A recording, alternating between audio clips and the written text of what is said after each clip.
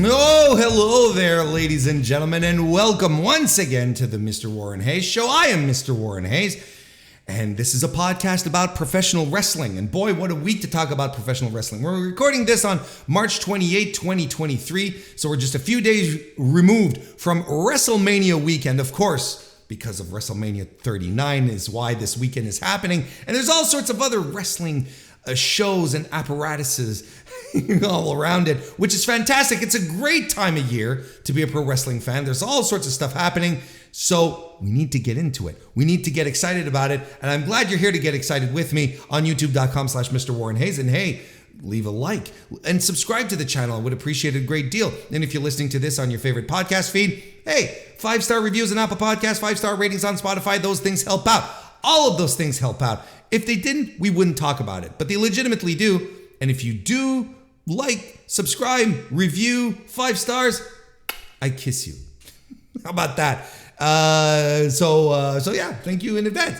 And look, if you want to take advantage fully of WrestleMania weekend, you should join the Mr. Warren Hayes Show Discord.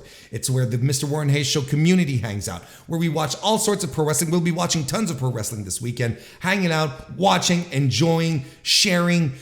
It's a good time, and it's a good community. I really, really like it, and if you like talking about pro wrestling, it's the place for you, so come on in. The link is in the description. Make sure you read my articles over on voicesofwrestling.com.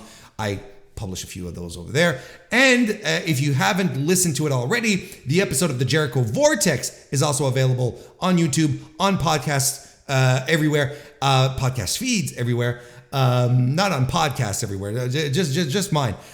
It's the Jericho Vortex is an episode that I recorded with Joe Lanza of the flagship podcast, where we discuss the myth or the reality of the idea that Chris Jericho sucks people into feuds and they always come out worse off than when they first entered. So we talk about that, and it's great audio. It's already out there. You should check it out if you haven't already.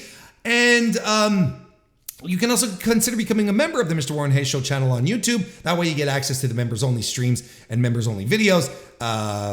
It's another very great way, very simple way to show some support.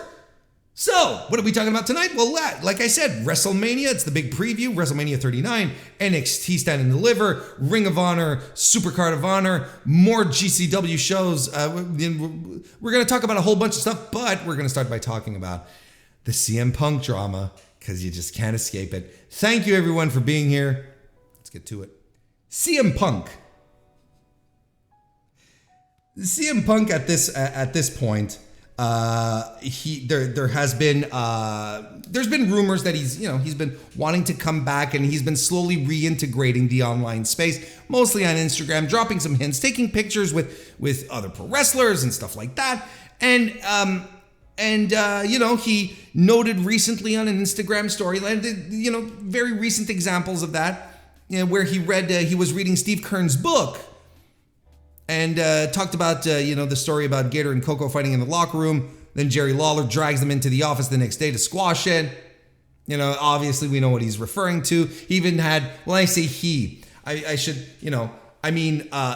Harwood has been out there. He's, on the interview circuit, he's been doing stuff saying that, the CM Punk would like to come back. So, that story has been growing. We've been getting more and more hints that Phil wants to come back, right? And all this was fine and dandy, and we've been having some discussions about it.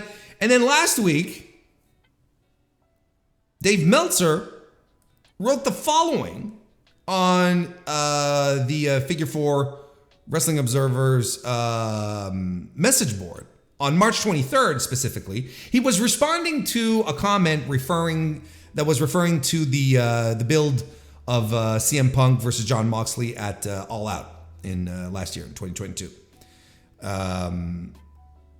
So specifically, what we're talking about here is specifically the comment is referring to the August 24th Dynamite, which is the Dynamite where Jon Moxley squashed CM Punk to unify the AEW World Championship and the interim title. So this is what Dave Meltzer wrote. Do you know why they didn't advertise Punk versus Moxley longer and why it had a short build? Because Punk agreed to it. Then AEW got a legal letter saying that he wasn't down with it and it wasn't doing it and wasn't doing it, excuse me. And they didn't know if he'd come until Tony put his foot down. There are a lot of nice things I can say about him, and you can absolutely argue his position on Moxley was correct, but you can't argue he willingly did what he was asked in that scenario. Now, again, just to refresh ourselves in the timeline here, let's not forget that Punk was back from injury at that point, having lost the title months previously. Jon Moxley, of course, was the interim champion at this point. Mox became the undisputed champion on that Dynamite, the August 24 squash. And Punk then, just a week later, would defeat Jon Moxley at the rematch at All Out to regain the AEW World Championship, which eventually was stripped due to him sustaining a triceps tear during the match. And of course, the now infamous Gripe Bomb media event and subsequent fight with the Elite and a Steel.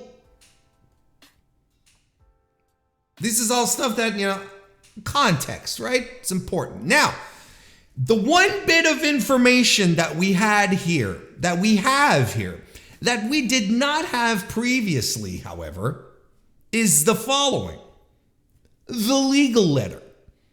This is like perfectly, out of the blue, Dave Meltzer just dropping stuff, tidbits of information that he had probably heard about, but that, he always refrained from talking about it and just drops it randomly on the observer boards.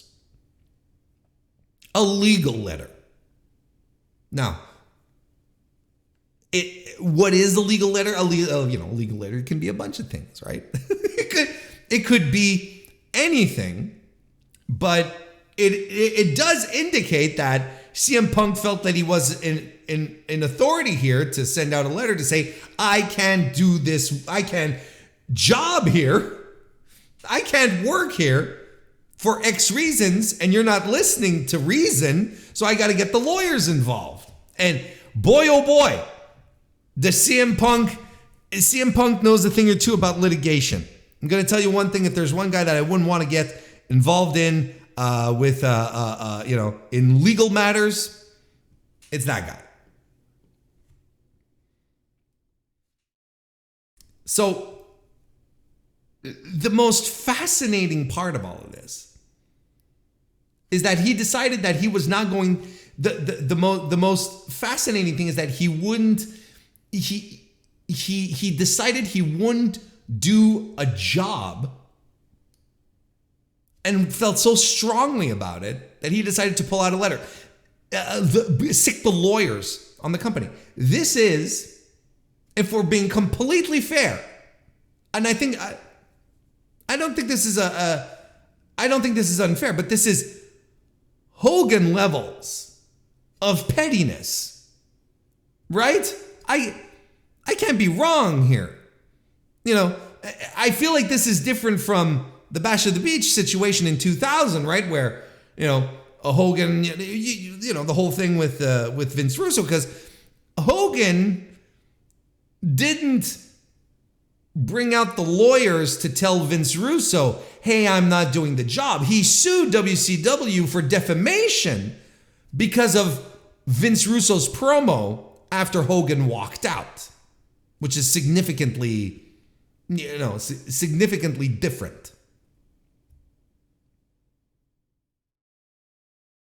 So the legal letter is something completely new that no one was expecting. It's wild to me.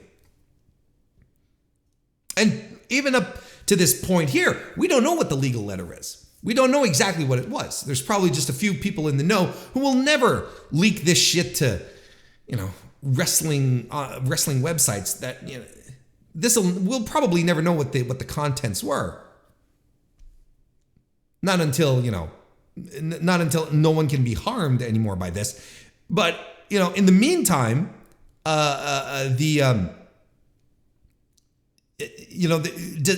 despite the fact that we don't know exactly what the letter contained, it's fascinating to think that things escalated to a point where CM Punk felt that lawyers needed to get involved because he absolutely did not want to do it.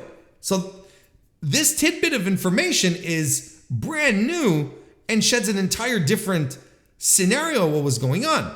So a little later that day and here's the thing, this is just before I just thought of something that I wanted to mention, because I've seen some people speculate. Of course, there's a lot of speculation, which is normal. They're wondering, like, what is about why would CM Punk pull out a legal letter? Like, what is his basis here? Could it be could it be that he has creative control? Was this negotiated into his contract coming in? It's not impossible to fathom that Punk would have final creative say on things, that he would put that into his contract, into his obligations with AEW, or AEW's obligations towards him. And if so, that's crazy. When's the last time you heard a wrestler had creative control? You know when. We all remember how well that went. I don't know why, and we're just speculating here, but that would be probably the most significant reason why CM Punk would have pulled out the lawyers, because if he was saying, no, I don't want to do the job, and Tony Khan was putting his foot down and saying, yes, you are going to do the job, then he could argue that AEW is breaching their contract terms because they are not honoring his creative control. We're being speculative here, right? But it's not impossible to imagine, just like it's not impossible to imagine him saying, I am not cleared to work. Here are some lawyers that will tell you that I am not cleared to work, and I'm ready to fight if necessary.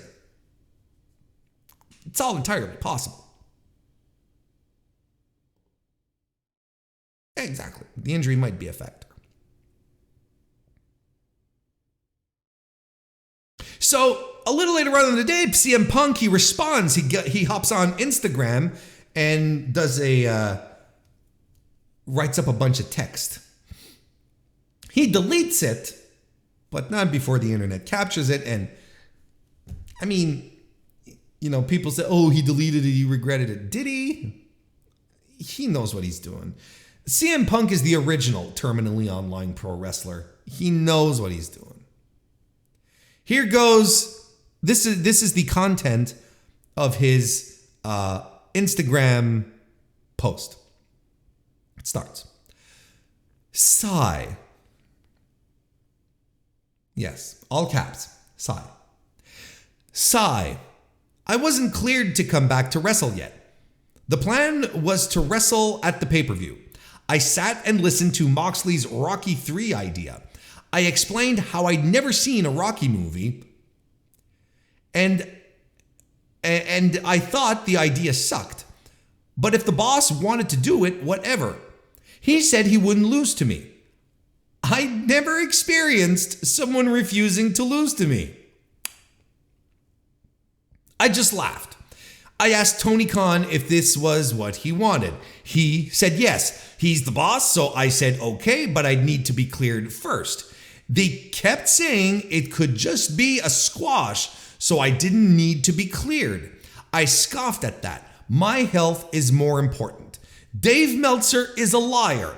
Chris Jericho is a liar and a stooge.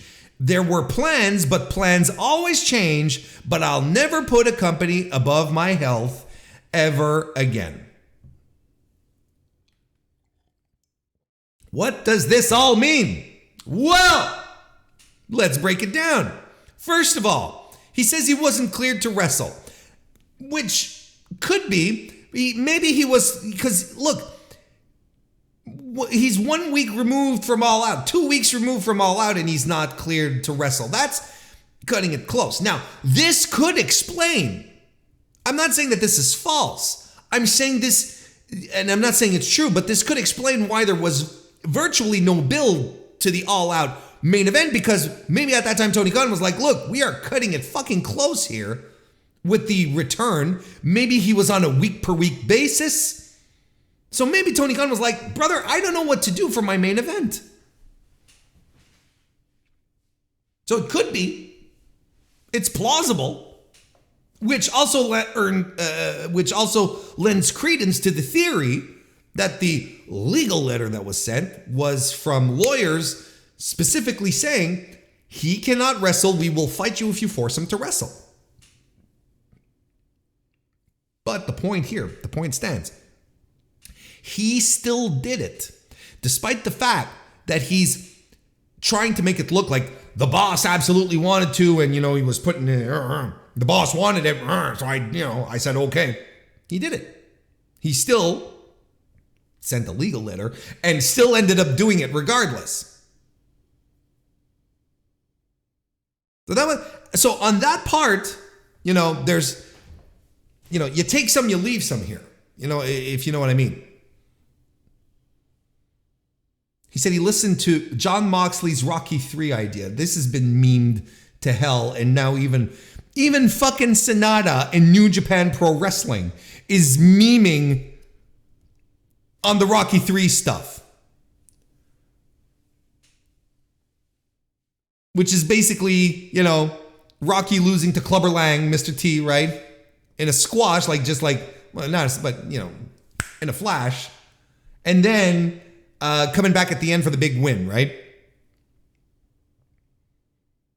And by the way, Rocky 3 is not a good film. It's not a good movie. It's probably the worst of the Stallone Rockies, right? Anyway. And yes. Well, okay, here's the thing. I'm very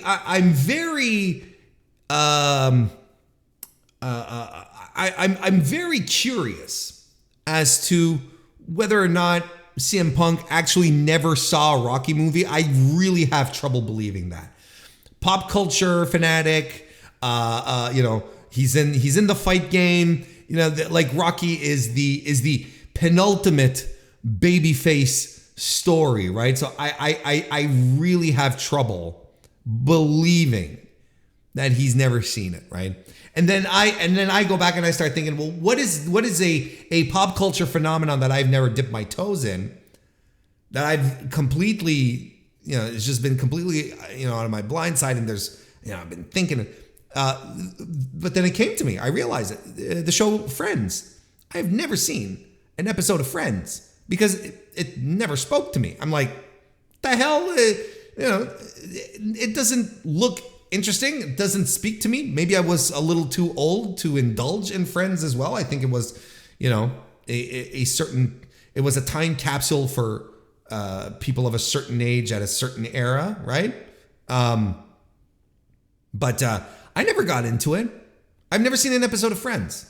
So, I was sort of making fun of CM Punk, but, I unfortunately cast the first stone, and I regret it because, I've got this huge blind spot myself. Do I feel like my pop culture existence on planet Earth has suffered from not watching it? No. I have not. Never saw the Ross and Rachel stuff. Never indulged. Don't know the ins and outs of it at all. They all lived in an apartment, or they all shared an apartment, or they all lived in the same building and they were constantly going into everyone's apartments. That's the gimmick, right? Because yes, I was too busy watching Kids in the Hall reruns, an actual funny comedy show. Anyway, back to the Rocky 3 idea. And so, it makes me wonder why, here's another reason, like Mox, if this was a Mox idea, I'm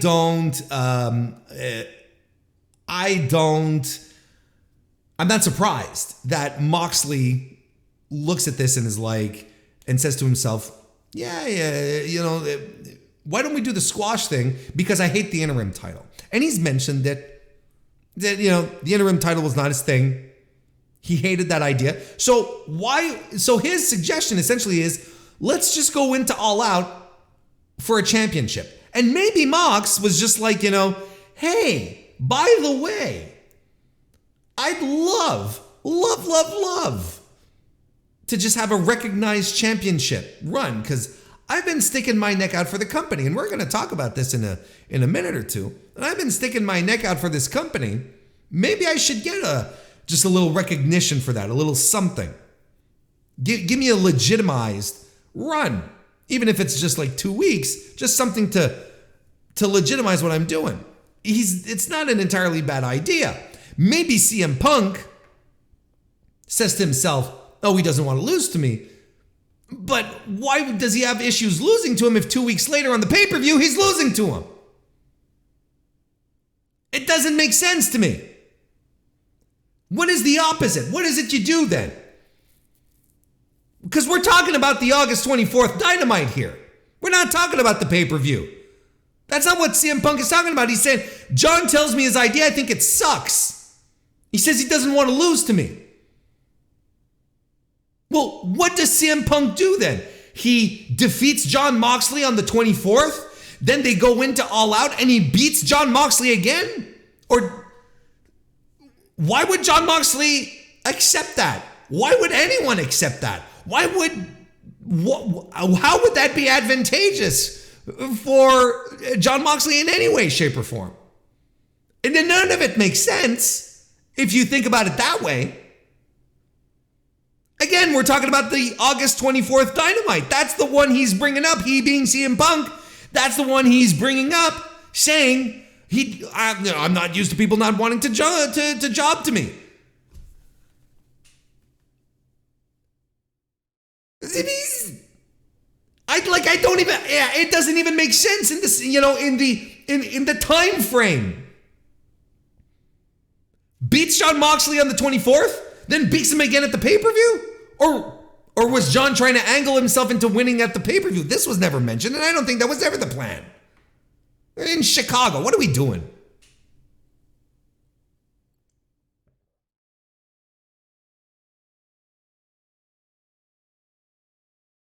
And I've never experienced someone refusing to lose to me. You were in WWE, brother. You were in World Wrestling Entertainment with Triple H, a man that you cannot stand. And vice versa, for all intents and purposes. What are we even doing?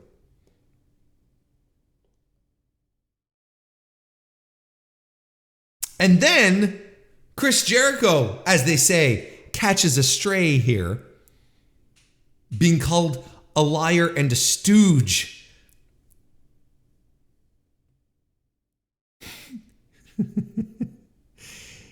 It's been wildly speculated that Chris Jericho is one of Dave Meltzer's sources, and that he's the one that had been feeding Dave the most amount of information over the entirety of the Gripe Bomb / All Out Fallout, whatever you want to call it.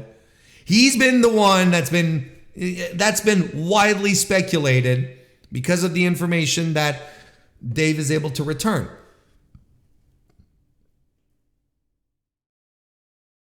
And if he has, look, Brian Alvarez took very much exception to this and went on a bit of a rant on Observer Radio, outright flat out saying that, Chris Jericho is not one of the sources. We don't talk to Chris Jericho, we don't talk to the Elite, right? Or the Bucks specifically, I think he said.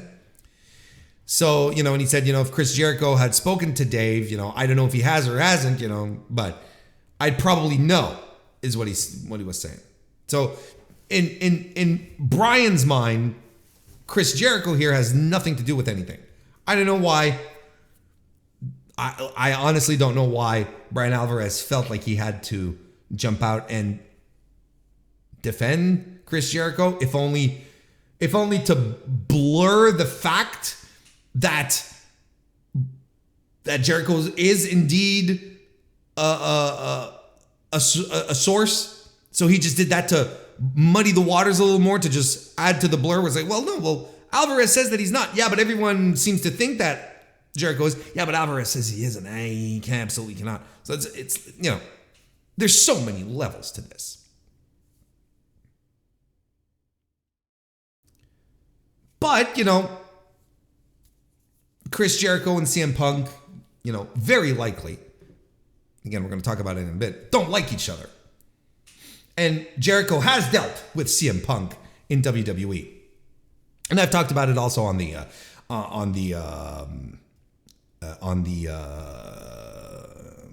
member stream, excuse me.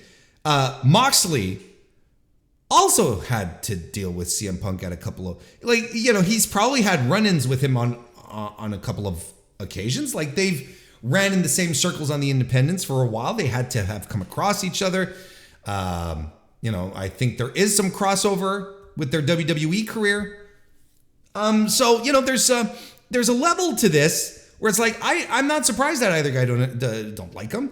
And if Chris Jericho doesn't like him and sees an opportunity here to push him out, look, Jericho, if he is the source, he's been doing his job really well.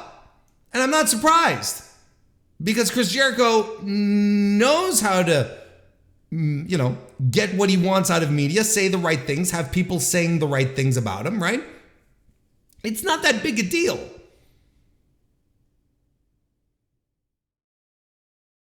In the sense that it's like he's pushing his agenda for not wanting CM Punk back. Feeding Dave all sorts of stuff.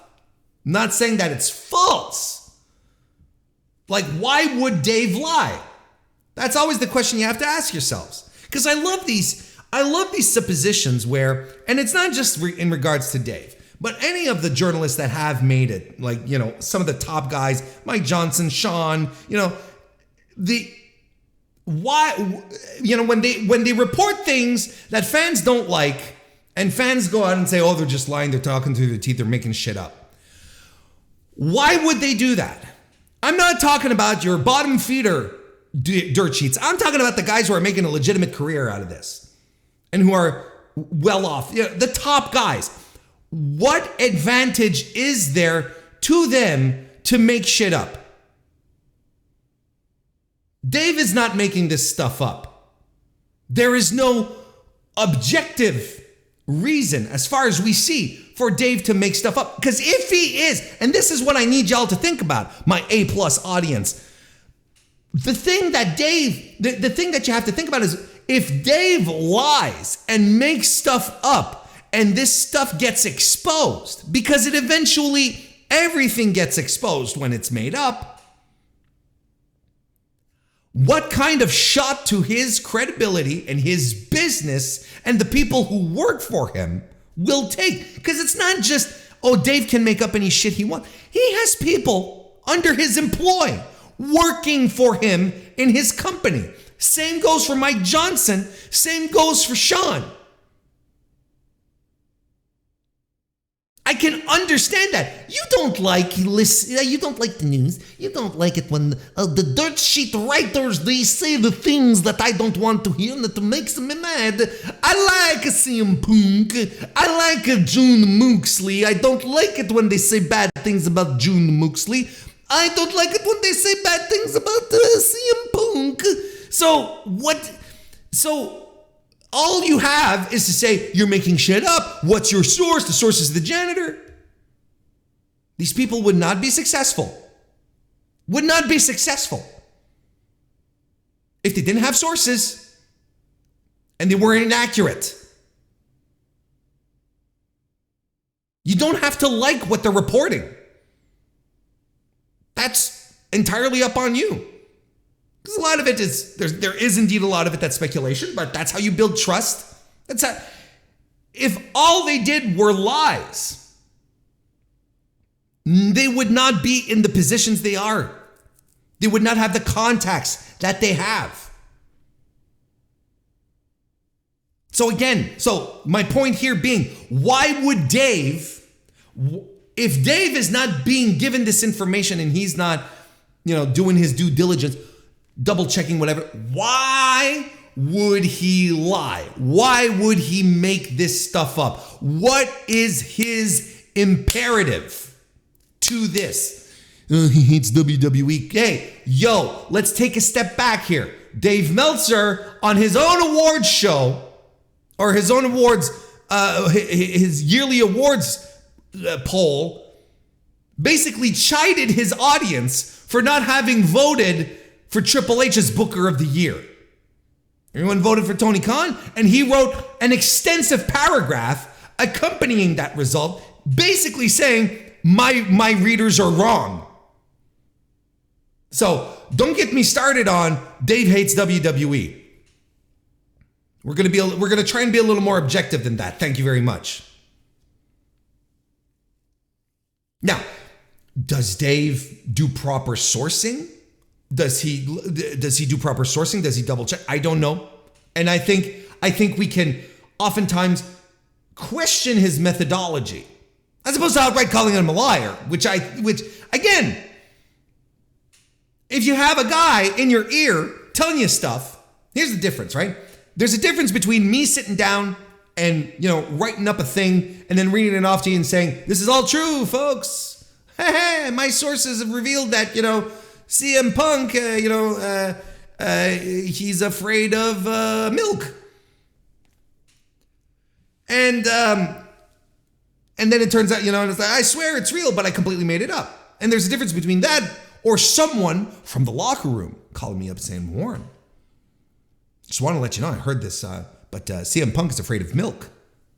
Wow, CM Punk is afraid of milk. And then I print that out. Now, that is a questionable ethical problem, because if I were a journalist, what I would do then is contact maybe a couple of other sources and try to get that confirmed. Hey, did you hear about CM Punk, that he's afraid of milk?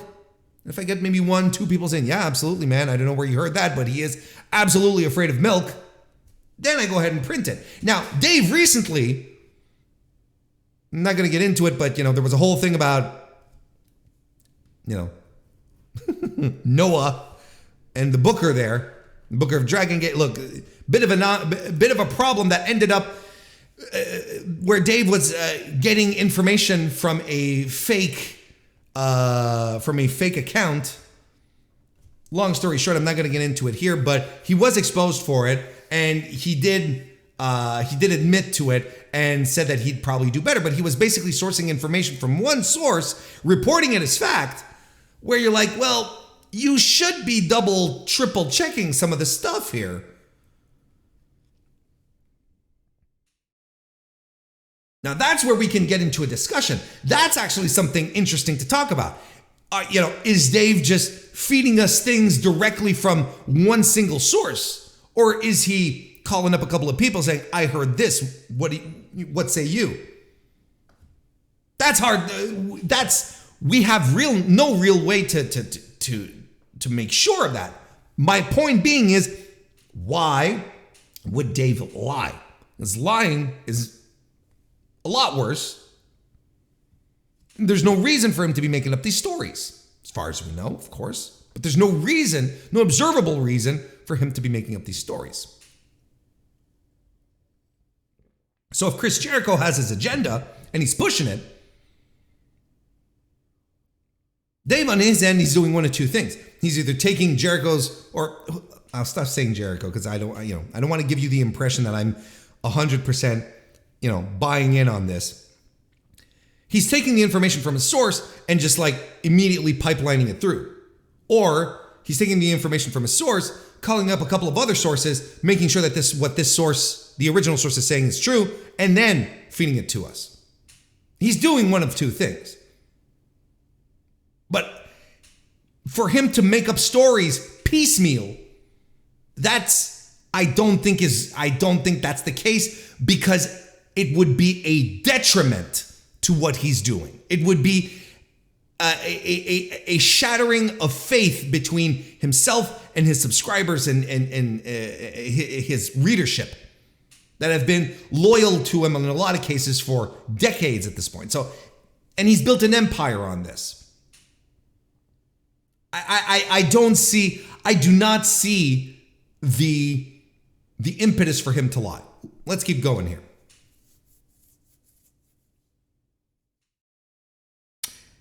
So basically, when you look at CM Punk's Instagram,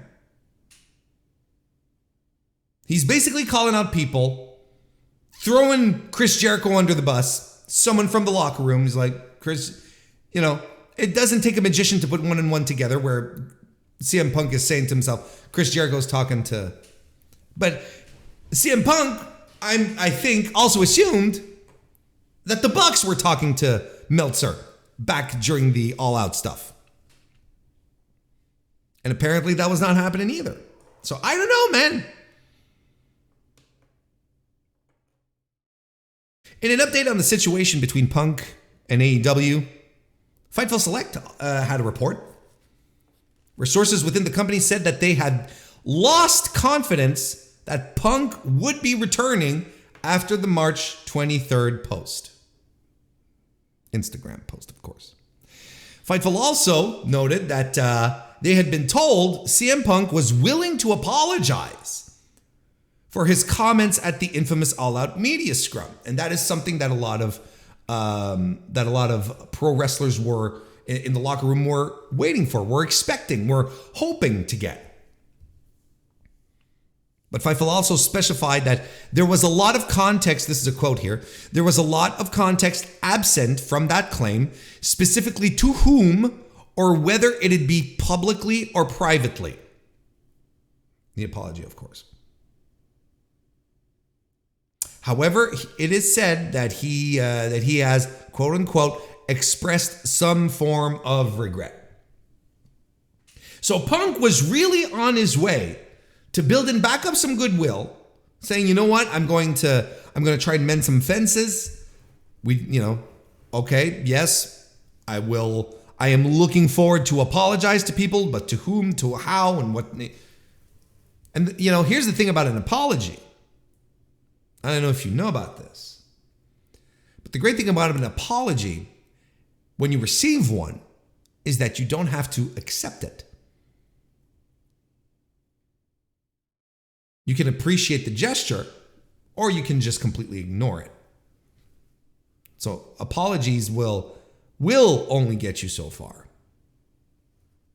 But it is interesting to note that he was ready to do this, but then the post drops and everyone's like, okay, no, we're good.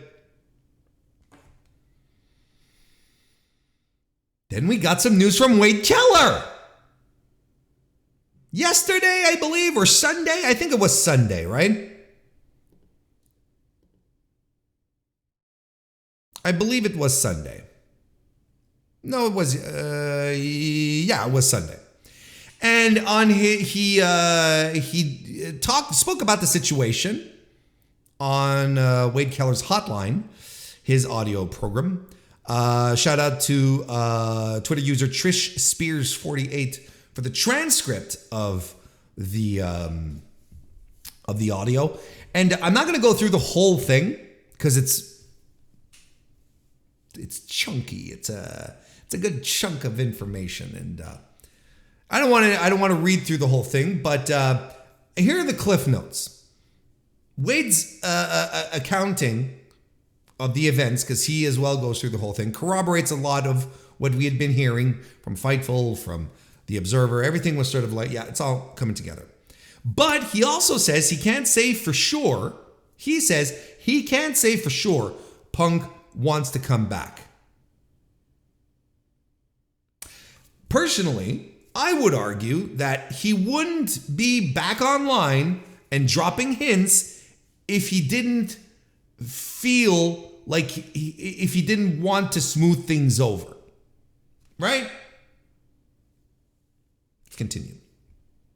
Wade also states that the idea about not putting a company over his health ever again is residuals from his time in WWE. That's a very interesting observation, one that I hadn't put one and one together. But listen, here's the direct quote from Wade Keller here.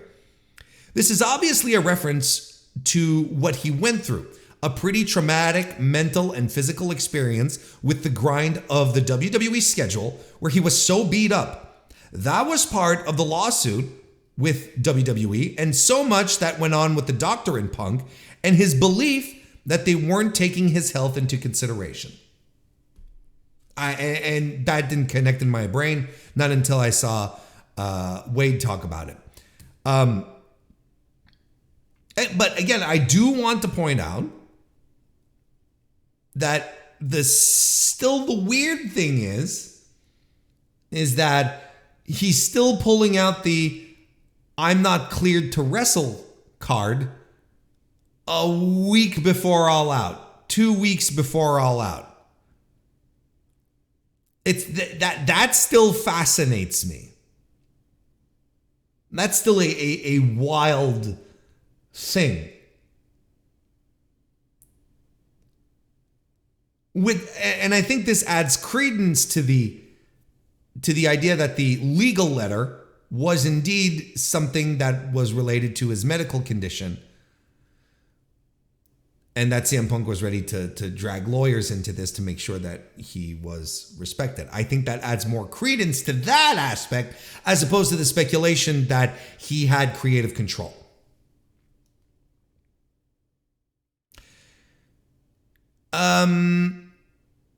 Wade Keller continues. He says Punk and Moxley don't like each other. And he doubles down on his previous reporting, Wade, again, saying that the locker room didn't want him back. He was reporting this like months ago, and people were like poo-pooing and going, come on, Wade. But he's doubling down on it. This is what he says. I'm going to read the quote verbatim here. From what I can gather, talking to a number of people in AEW and in a number of different places in the company, including prominent wrestlers, the belief is, or the sentiment is, he's not welcome back. He's not welcome back. The wrestlers don't want him back. I would say the majority of wrestlers don't want him back. I would even go so far as to say that my sources are saying that the vast majority of wrestlers don't want him back. I just said that. One person said maybe one or two of the top third of wrestlers want him back. There were some younger guys who liked him, who just thought, hey, this is a guy I grew up watching, and it's cool to have him around. Now, Wade is indeed consistent on this front. He's indeed very, very consistent on this front. He's the only guy that had been reporting for a while at this point that CM Punk was not welcome back. He says, he being Wade again, pronouns pal, he says that the politics among the top guys isn't terrible, but it's mostly, and I quote, Punk doesn't get along with Hangman. Punk doesn't get along with Moxley. Punk doesn't get along with Kenny. Punk doesn't get along with the Bucks. And then about MJF, he adds this. He says, actually, I'm not sure on the MJF thing, but I think with the way things went down, even that is a situation which is not as strong as it once was. Also, quote, it's not that everybody gets along in that group, but I've not heard of anything real serious between any of the names I've just mentioned. Some people really like each other, like Moxley and Jericho really like each other. And there's other top wrestlers who absolutely get along real well. They just don't coexist. Mostly, it is a range between peaceful coexistence and just really liking each other and getting along. Punk is the exception to that right now. Unquote. Those are some interesting details, that really continue to help create some context over all of this incessant drama. But then I believe the coup de grace was delivered today when Renee Paquette had Jon Moxley on the Sessions podcast. How does she keep landing these fantastic guests? And boy, look, she said she had tweeted it out, talking about the Sessions podcast, right? She had tweeted it out and said that Jon was going to address all of this bullshit. And he did, to a degree, of course. But fantastic insights and keeps painting a very clear picture. Here's one of the things he said, quote, "It's fucking annoying." It's fucking annoying. Just because somebody said some stupid shit on social media, that's not news. But it is, and it ends up being a thing. I don't want to get dragged into this dumb shit. I could fucking unload on a lot of fucking people right now. And when I start getting dragged into this shit, it tempts me to do that, but I'm not going to fucking sink to that level. I think there's a lot of people who echo Jon's sentiments here. I really do. And I'm sure, convinced that he would be ready to drop some bombs himself. I believe every word he says here, but he's just not going to do it because he's got no time for this. Because he just wants to beat people up, kiss his wife and his daughter. That's what he wants to do. I will say this. I will give you a tidbit of information from my point of view. This is Jon, of course, Jon Moxley saying. The entire summer, here's the bombshell. The entire summer, I was not under contract with AEW. No contract, free agent. I was at SummerSlam weekend, wrestling Desperado and shit, the day of SummerSlam. Fucking suplexed him on a bunch of aluminum cans and shit cut in half. It was fucking dope. I could have walked into SummerSlam that night with the AEW fucking belt if I had been so inclined. Nobody knew that because I don't put my shit out there in the world and let everybody know every fucking thing about my business. Edie Gomez, nice to see you. Welcome. So there you go. This had been reported that Moxley had been working without a contract, but he just flat out came out and confirmed it. All throughout the summer of Punk, he, as in Jon Moxley, was not working with a contract. And when you think about everything that happened, every single thing that happened that summer, it is fascinating. It puts everything in a whole new light. Because Moxley was an interim champion. He was running and then became the unified champion and was not signed by the company. When he says, I could have walked into SummerSlam with the belt, he is right. He could have pulled an Alundra Blaze and tossed it in a bin behind Corey Graves and Michael Cole if he had wanted to do it. But he didn't.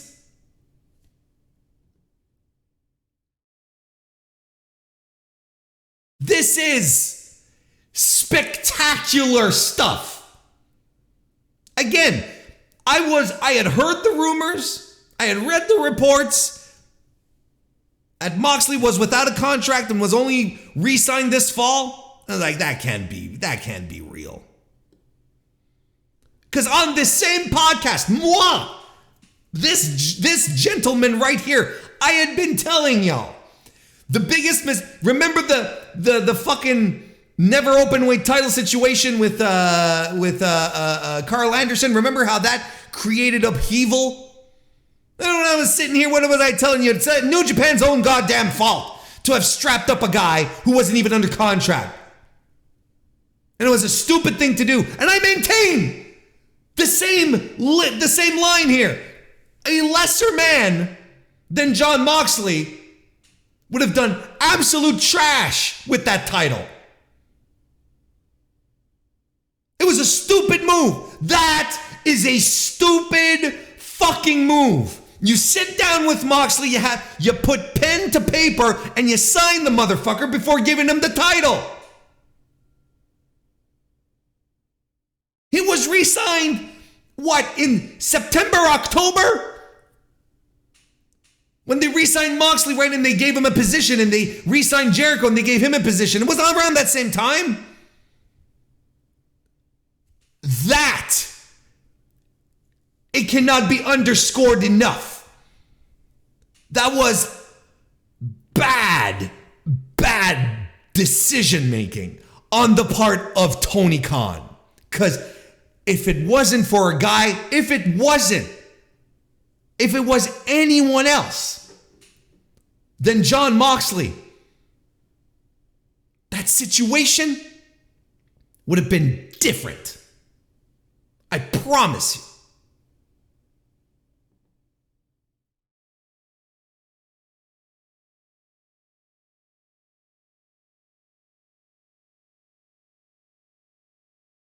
Let's continue. He continues on, and we're back talking about the August 24th. And he says the greatest line. The night in what's his dick's talking about, CM Punk. He calls CM Punk what's his dick's. The night in excuse me. I popped so huge when I heard that. By the way, thank you, SES Scoops, for the transcription here. The night in what's his dick's talking about, Minneapolis, is the night he came back, hopping on one foot after me and Jericho wrestled. Badass match, by the way. Put himself over. We're talking later about stuff. Bear in mind, and this is my point, I basically don't work there. For all intents and purposes, I don't even work here. Tony Khan is not my boss. I don't even have to be in this room. I don't have to do shit. So even me being in this room and offering and agreeing to a storyline that puts you over at the pay-per-view, All Out, if anything, I am bending over backwards for Tony and for this dude and for the company. Because I didn't have to do shit. If anything, I was bending over backwards. So that's it. It's not even controversial. I'm just telling you how it is.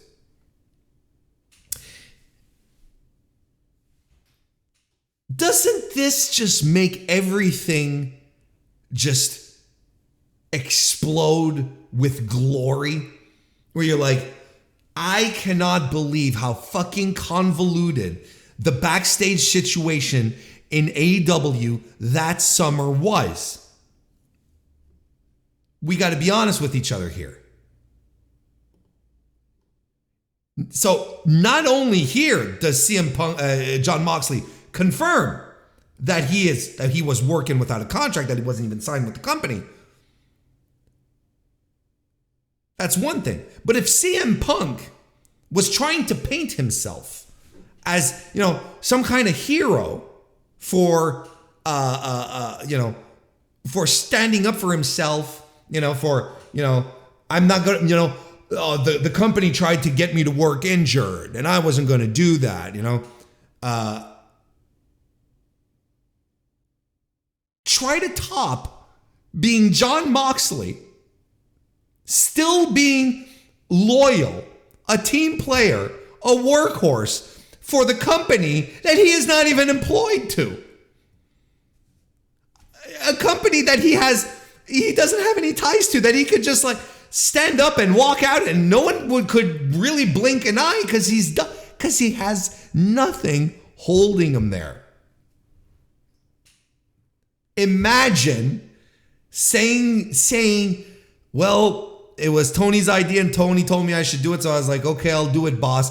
Whereas goddamn Jon Moxley is sitting next to his wife on his couch recording a podcast and saying, I stuck around and I did shit for this company that I didn't have to do because I was not employed.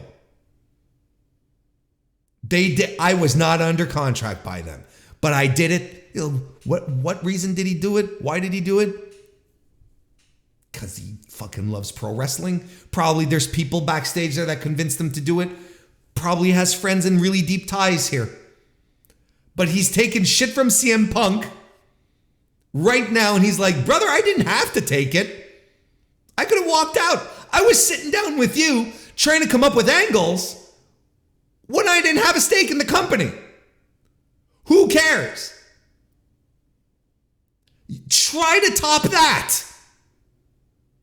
So whatever CM Punk was trying to say in his Instagram post, trying to position himself as some kind of martyr, he just got completely blown out of the water.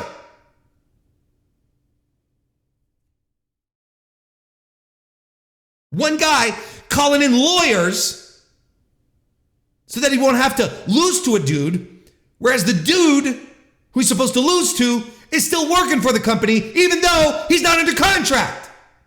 And he could pick up and leave whenever he wants.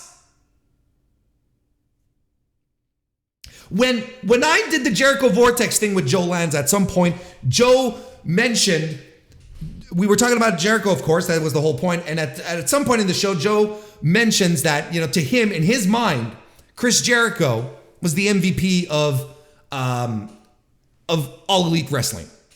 Because Jericho was there from day one. He's put over a bunch of guys, worked with vets, worked with young guys, worked with helping young guys get over. There's the spoiler of the Jericho Vortex episode, by the way. But his idea was like, this guy has done it all for the company. And he's still a player today. And he's still a significantly important part of the show. And I agree with him. I would, personally, even before this drop, I would have said, to me, there's no bigger MVP that the company had, at least in 2022, than Jon Moxley, and this just compounds it. And I said, this is a guy who, not only 2022, but further beyond, because everything that he did there is still carrying today. He's still carrying this company. I think they're trying to divest him of the burden of carrying the company, but he has done it for months after Punk disappeared and the Elite disappeared. Who did they turn to? They turned to Mox.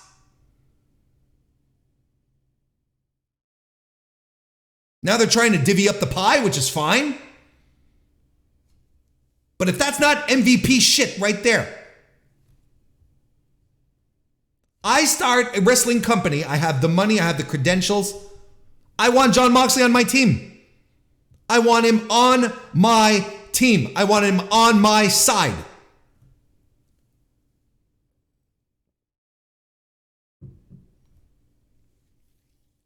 Last quote that I want to point out here.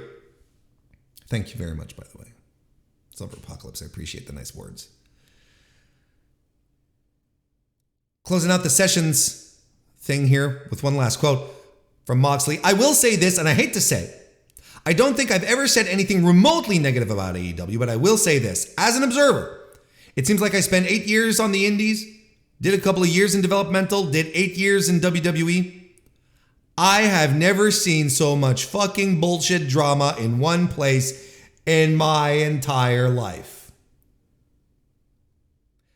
And he was 8 years in World Wrestling Entertainment. I don't know. He may be dressing it up a little bit here, because clearly Mox has an agenda here, right? Mox doesn't want anything to do with CM Punk, and I think that's fair. I wouldn't either. Listening to this part of the story, listening to what he went through, I'm with him.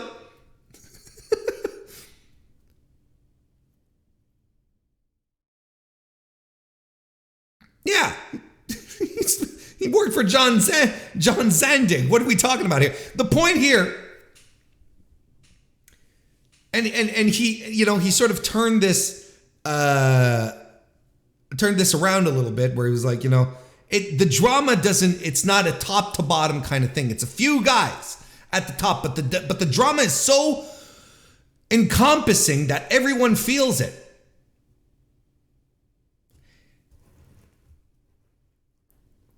when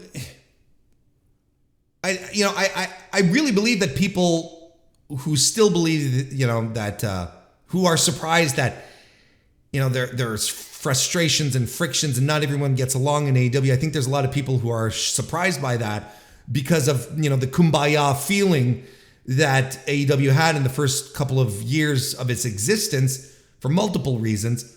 But this is pro wrestling and this is inevitable. These are all people. Sure, they're co-workers. Some of them are even friends, but these are all competitors. Everyone is competing with each other for each other's spots. If you're on television a lot, people are angling to take your spot. That's absolutely what it is.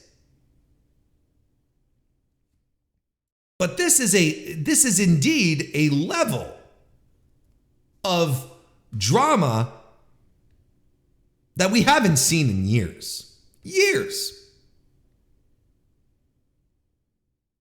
So that's the long and short of everything. Now, the question is, Warren, yes, what do you think about all of this? What do you make about all of this? Well, look, here's how I feel about it.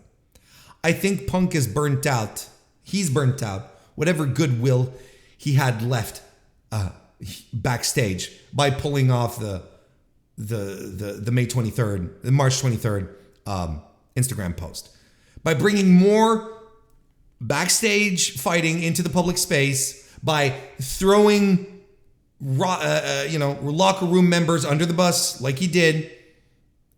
This probably seals it for a bunch of people. I think for quite a few people, this is pretty much it. And if I'm Tony Khan, I'm no longer on the fence. Another topic that I've been mentioning quite a bit on the podcast here is, we've been hearing a lot of, especially from Dave, saying Tony Khan has a very difficult decision to make in the upcoming weeks. He'd been very vague about it. I'm saying he has a very difficult decision coming up. Whatever he decides to do is not going to be a good decision. It's a lose-lose type of situation. And the more things are going, the more it's like, well, is the decision bringing CM Punk back? I think that was always the consideration, right? Where it's like, if he brings CM Punk back, there will be negatives, there will be positives. And he was probably on the fence. But if he is on the fence, if he's still on the fence, no more. He can no longer be on the fence in regards to Phil Brooks. Because if I'm him, he being CM Punk, already insulted my brand and my management skills at All Out. Let's never forget that. And then he keeps exposing my locker room and throwing people under the bus. What else can he do? He being Tony Khan, pronouns pal, what else can he do moving forward than not bring him back? I don't subscribe to the idea that CM Punk can no longer be a draw. I think that's revisionist history. I think it's current events dampening the minds of a certain group of punditry out there. I still think CM Punk can draw. Absolutely do. I have trouble breaking from the concept that he can no longer do good numbers on TV, that he cannot drive merch sales for the company, that he can drive ticket sales for live events, and ultimately pay-per-view buys. I don't think that's possible anymore. However, I will say that he is diminishing returns. 45 years old, he's banged up. He's created a toxic environment backstage. He has an attitude you just cannot trust.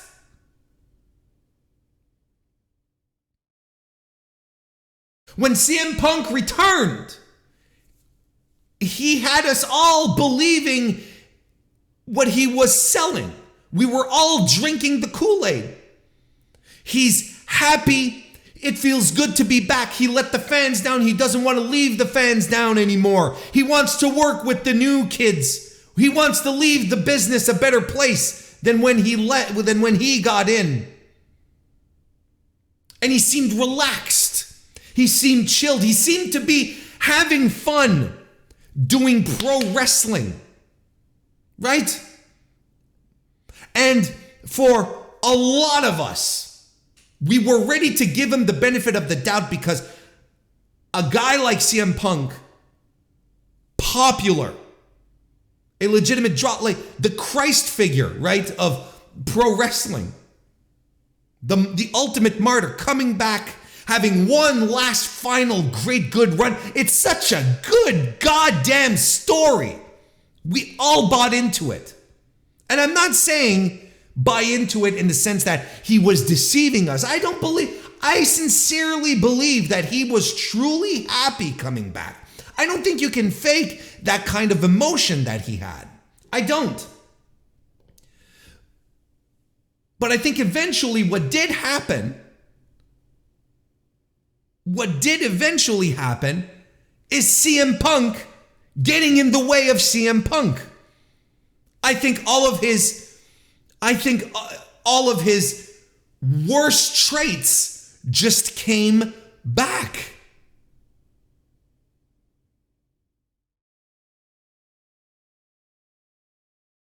And you can't trust him anymore. And if I'm Tony Khan, I can't trust the guy anymore.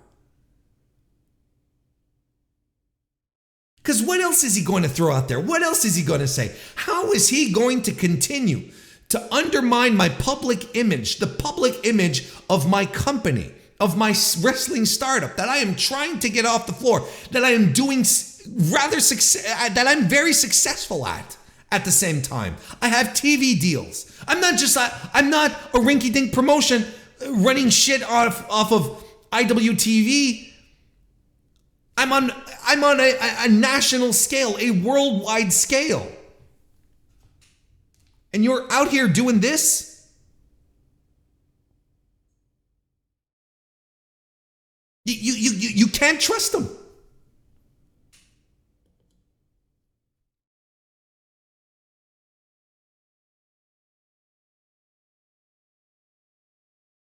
There's a sentiment that there might be, wrestlers who walk out if CM Punk returns.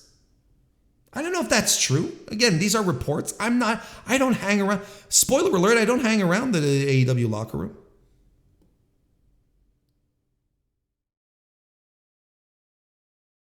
I mean, when you consider all of this, CM Punk returning is diminishing returns. And Dave pointed it out in the Observer last week, the current edition of the Observer. He pointed it out. He said, in his opinion, he says, is AEW desperate for television ratings? Are they in a desperate business position with their broadcast partners? Are they, bleeding money at live events? The answer to all of this is no. Business is healthy. Live events are improving. Pay-per-view buys healthy. TV ratings good. Warner Bros. Discovery are satisfied enough with the ratings to be giving them 2 extra hours of programming, one being the All Access thing and then the other rumored Saturday show. Like, there is Dave's point is that there is no disaster right now. There is no catastrophe happening right now that would require a break glass type of situation, break glass and type of emergency to bring CM Punk back and risk the delicate balance that you have in your locker room right now. TK's going to have to, yes, he is going to have to make a hard decision, but I feel CM Punk this week made it easier for him. Now, there's always the outside chance that this is all a work, right? But this is so far off left field of this even being possibly a work that I can't seriously entertain it because there are so many parties who are not even affiliated with AEW who are involved in this on some level. There's too many moving parts. That it would be an unfathomably complex work. And as we've mentioned before, a work. Why would you do a work shoot then? Why would you do a work shoot in this type of situation? Why would you do it? What's the payoff? What's the money? I like to say FTR and CM Punk versus the Elite, that's a money match, but is it the money match? Would you need all of this bullshit to make it to draw so bad? I don't think so. Do you work your locker room into believing that this was, because that is diminishing returns. Don't work the boys, as they say. You don't do it. It's bad business. And the entire locker room can't be in on it. Because then that would be leaked, unquestionably. I know a lot of people would love CM Punk to return. And personally, it jars my mother's preserves that he has created this situation for himself again. And this only compounds that this cloud that CM Punk carries with him is real. And it will always be there. And regardless of where he goes, it will always follow him. It will always get in his own way. And this is, unfortunately, his legacy. One of the most popular wrestlers to ever do it. To be hindered by himself from really, truly achieving the highest heights of this business. The highest heights that he was probably destined for. And that really fucking sucks when you think about it. It is now time to get into the previews of the big WrestleMania weekend coming up. All sorts of shows happening, but we're going to start with the catalyst, the nugget, the center that attracts everything else. WWE WrestleMania 39, happening from, they say Hollywood, but it's actually in Inglewood, California. The SoFi Stadium is. It's in Inglewood. It's not in LA. It's not in Hollywood either. It's in Inglewood.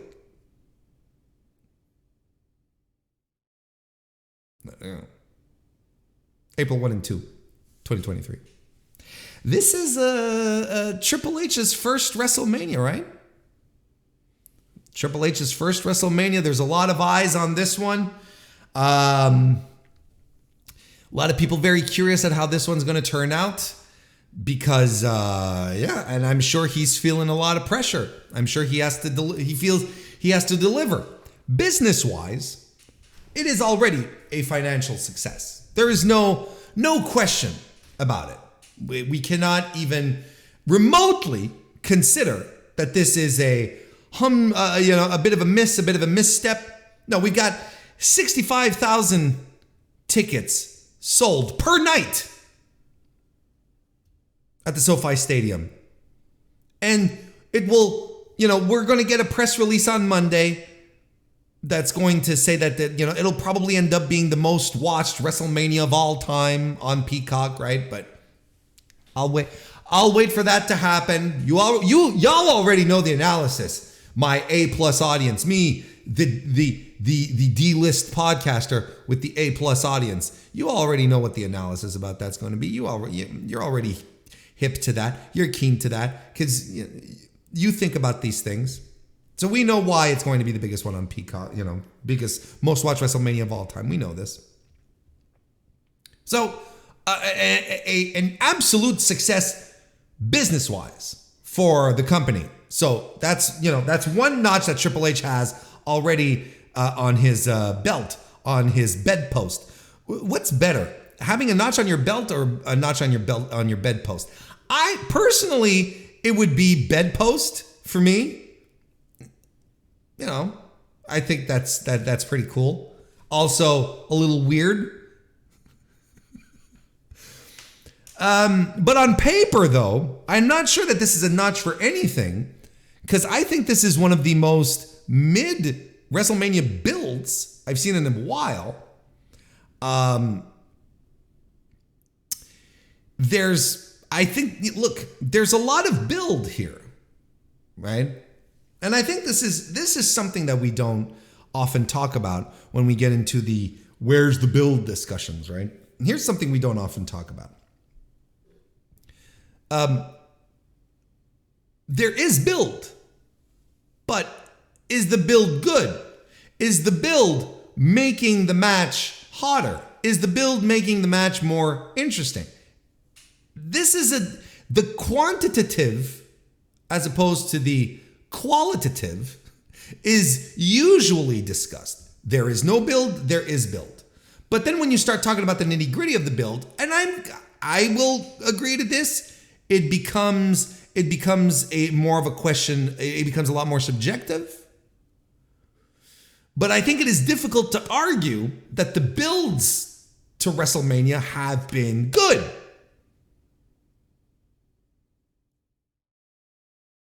I think it is difficult to sit here and say, yeah, this shit rocks.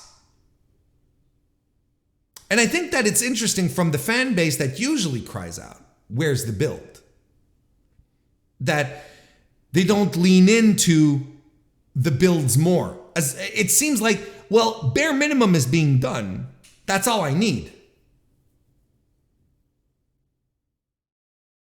Because nothing has happened really in most of these builds, just promos and more promos and someone showing up on the other show and doing more promos. Hell, Bianca and Asuka weren't even on the show last night. They did the pre-tape thing with with the sit-down interviews and all that. But they weren't on the show.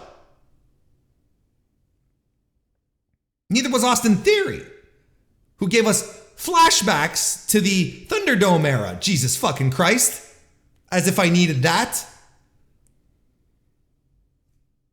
Austin Theory is but look, you can argue that he's in a match with John Cena. Doesn't need build.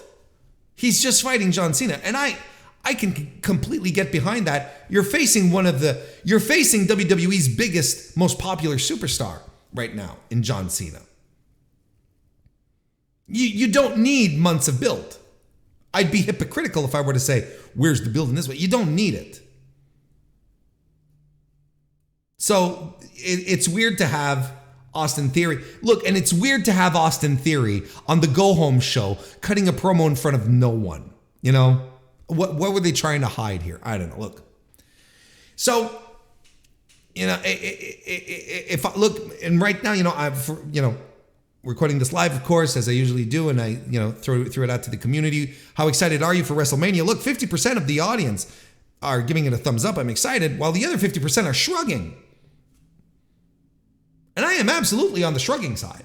I'm not excited for it. I don't think it's a terrible show. I don't like one where I'm like, no, this is going to be a disaster, because there's interesting stuff, nonetheless. But it's a very mid card. It's very mid. Very, very average. As a casual WWE fan, the ideal WWE fan, of course, as we all know. This one doesn't do it for me. I'm not like on pins and needles waiting for this. Of course, this is headlined. And here's the thing on top of it, right? It's like, before we get into the matches themselves, here's the other thing is that there's only a couple of matches that have been set, in the timeline of nights 1 and 2, right? I'm just gonna hit up the WrestleMania card here just to make sure there hasn't been anything that's been announced that I'm not aware of. Well, night 1 seems to be fleshed out pretty well, right?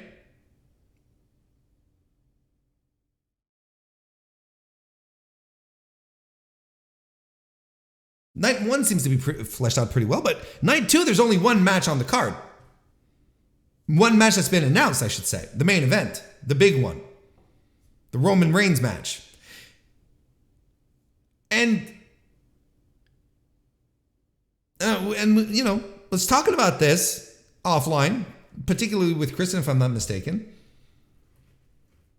And I've mentioned this before as well.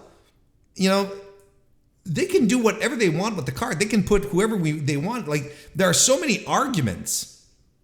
There are so many arguments online as to whether, Sammy and Kevin should main event. And it's like, why? Why does it matter? Who cares at this point? At this point, it doesn't matter. And WWE knows it doesn't matter. They can do whatever they want with the card, put whoever they want first and last, and anyone in between, because they already have the money. They have all your money. They have the ticket money, and they have the Peacock licensing. They've got nothing to do to hype this up. They're not in the business of selling pay-per-views anymore. That is a blip. A blip on their revenue streams. What are we talking about? They have the licensing deals. SoFi Stadium has been sold out for months or close to. It's not a complete sellout, but you know what I mean. 65,000 tickets. These were all sold way before Cody Rhodes and Roman Reigns was announced. We're picking up stragglers at this point. It's gonna be walk-in business at this point.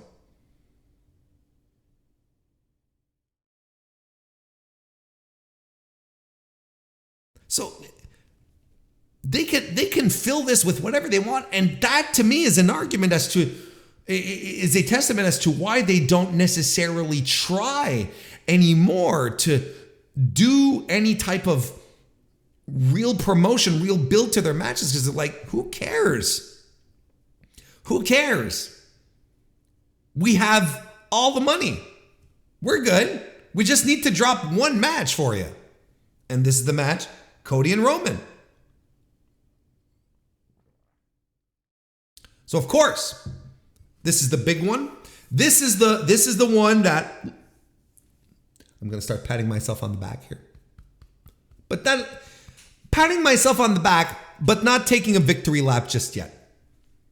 I'm going to start patting myself on the back because what I had said was going to happen has happened all the way through to WrestleMania. When Cody Rhodes came out at WrestleMania last year and I saw his presentation, I saw the grand entrance they gave him.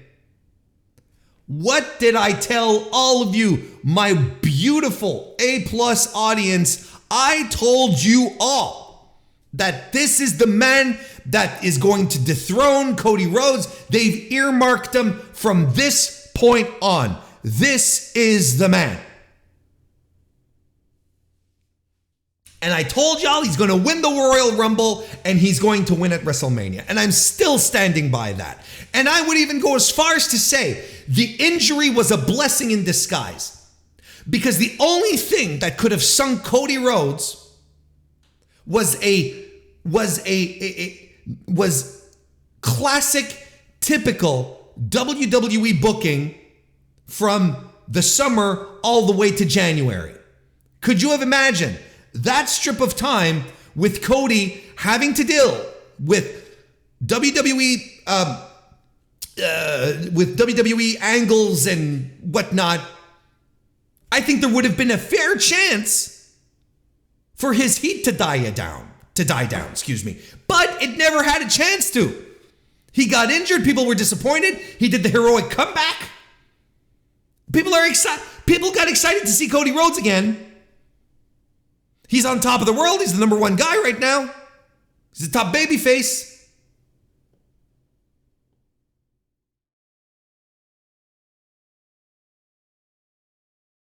He's the top babyface in the company right now.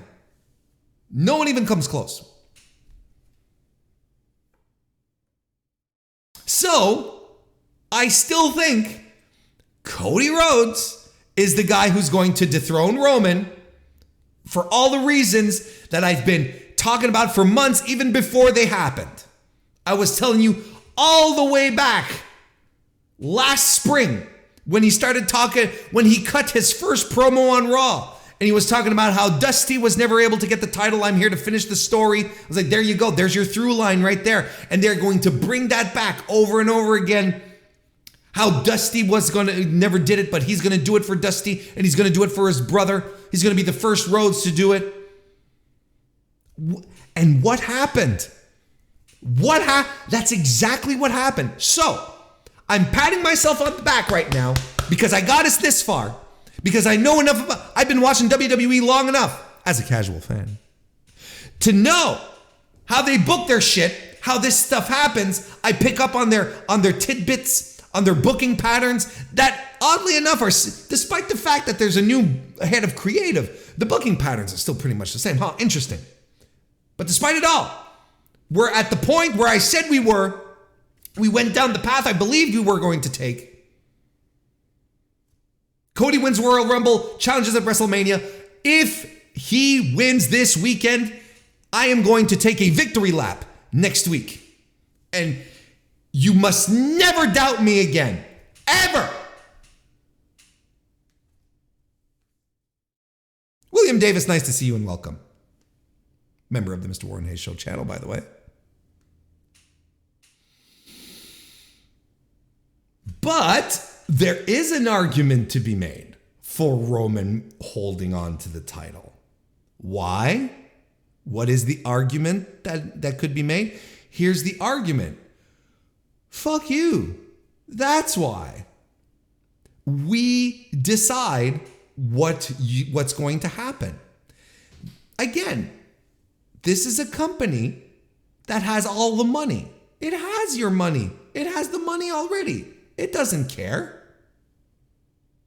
They've been pushing this Roman Reigns title run as legendary. Legendary. This is the word that has been used over and over and over again. And I even talked about it in an article over on voicesofwrestling.com. You should go check it out. I'm going to talk about nostalgia. They're already building Roman as the nostalgia star of the future. They don't want to fuck this up. I can absolutely see Roman Reigns continuing the reign of terror after WrestleMania, and then Cody beating him at fucking Backlash. Because then who cares? I'm not kidding. I can absolutely see that happen. Because they tell stories, right? They tell stories. So it's not even a question of who should we put the belt on because they're hot right now, or because we need to try something else. We need a baby face. It's like regular wrestling business thought patterns don't apply to them. Otherwise, Sami Zayn would have won the title at Elimination Chamber this year. It was a layup. It was the easiest booking decision to make. And then have the rematch at WrestleMania, and that would have been unpredictable. It would have been exciting. I would have been legitimately excited for this. Nice, legitimate, a fantastic swerve, first and foremost, that people would have legitimately got behind. Not a swerve for swerve's sake. Now, conventional wisdom would tell you that Cody is winning because everything has been built to that. And that's what makes the most sense. And in the feeling of it, like the gut feeling of what's happening right now in WWE, this is the time to pull the trigger. It is a missed opportunity if you wait. But again, this is WWE. And they don't really care about what their audience wants or what they think. It's about their stories. What is the stories that they want to tell? So if Cody loses at WrestleMania, they may think that, they're still going to they'll be able to squeeze some juice out of this. But I think the audience might turn on Cody. Because WWE can never follow these things up properly. I don't think they followed it up properly with Sami Zayn. I don't think Sami Zayn is as hot as he was heading into Elimination Chamber. I don't think, I'm not saying that he's completely lost his steam, but I don't think he's as over. And I don't think Cody will be either if he loses to Roman. I think it could be a very bad decision for Cody's positioning moving forward. But I can absolutely see them doing this. And Roman coming back on whatever, SmackDown or Raw, whichever show, doesn't matter. And saying the bloodline are still alive and we're still, everyone doubted us. And then, he fires his cousins or whatever, fires Paul Heyman. I'm doing it alone or whatever. Like, it doesn't matter, but it's like, absolutely could see that happening. But logic, booking logic, feeling how everything has been booked up so far in this feud here, everything points to Cody Rhodes winning the title, and he should. He is as hot, I believe, as he can be. Because right now, a lot of Cody's heat is coming from the fact that he's gunning for Roman.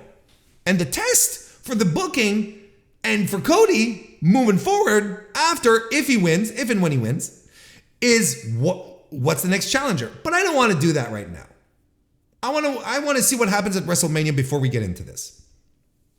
Will it be a good match? Look, I think you have two very good storytellers in here, in the sense that on top of that, Cody Rhodes is a phenomenal in-ring storyteller. Phenomenal. So we are probably going to get something very compelling, very dramatic, that might be overshadowed by WWE melodrama. They won't be able to keep their tropes away from really keeping this match from being great. That's what I think. I don't think it's going to be bad by any extent of the imagination. Cody has to come off like $1 million zillion here because he's the guy who's going to dethrone Roman Reigns. Let's see what happens. And here's a very good point. They did fuck up the Goodfellas parody. I don't know if you knew this.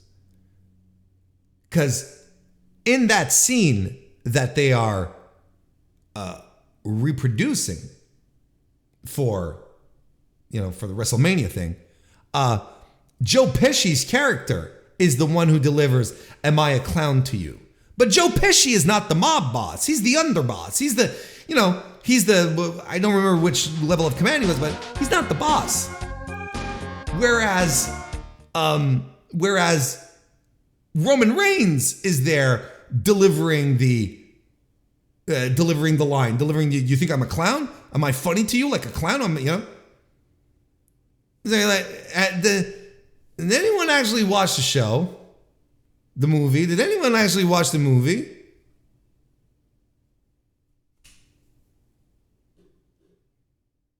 DGMC left a super chat. Thank you very much.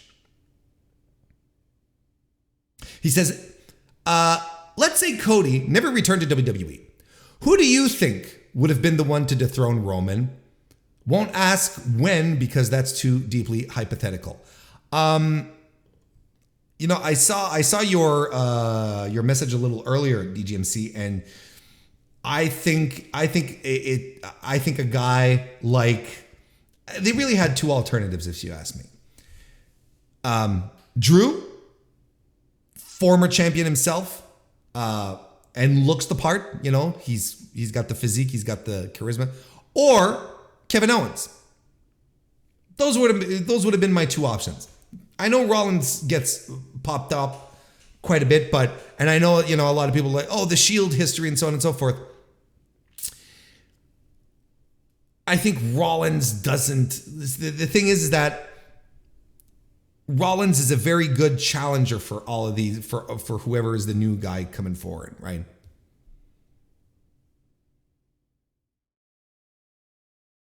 I think, and then you see we got talk about Big E and Matt Riddle as well. But they're all hypotheticals now. because Cody's winning. I can't wait to take that victory lap next week. Guys, gals, and non-binary pals. Let's get going through this card here. The Usos versus Kevin Owens and Sami Zayn for the undisputed WWE Tag Team Championship. So this one should be great. Actually should be one of the best matches of WrestleMania. Both nights, I would argue to say that this is the one that has the most potential to be match of the nights. The best match of WrestleMania. There's no reason this is going to suck. There's no reason for this to suck. These four guys are way too talented. Outside of the build and whatnot, which seems to be taking a back seat, to Roman and Cody. I know a lot of people are really into it. Look, this is the payoff to the Bloodline story. This is what it is. It's not Roman and Cody, right? Roman's not even involved in the payoff to the Bloodline story. This is it here. Because it was, for the longest time, it's been about Sami and his inclusion and then the back and forth and how he always has to prove himself. Again, I might have to do another deep dive at some point to just look into the story now that we're standing back, but with 2020 vision. But week after week, the Bloodline story was always the same thing. It was always like, even before Sami got involved, it was always Roman is pissed off at someone in the group, and that person has to prove themselves to Roman. And then they make faces at each other. And then they talk about family. It's always been the same thing. So we're getting into a situation here where this is the payoff to the Bloodline story, right? Hey, Phantom Mark, nice to see you, buddy. This is the payoff to the Bloodline tale right here. It's nothing else. This is it here. So, look, I know there's there's been a lot of twisty turnsies. And again, this is something I saw coming. And again, I know a lot of people like to overthink WWE booking, but it's not as much as WWE overthinks its booking. Sometimes they just deliver on the things that are the most plausible. And the minute that Sami lost, the path was clear. Sami, Kevin versus the Usos. I was calling it beforehand even. It would have been Sami winning. I'm still going to maintain this. Sami winning at Elimination Chamber would have been a spectacular turn that would have had people buzzing and still buzzing to this day right now. People will still be excited and it would be a very interesting main event. Oh, but Sami will main event one way or another. You'll see. Well, he hasn't been announced yet. When I talked about this last week, should this match main event night one? Yes, I think it should. Should the women main event night one? Yes, I think they should. But if we're talking about which is the hotter match, it's this tag team match unquestionably.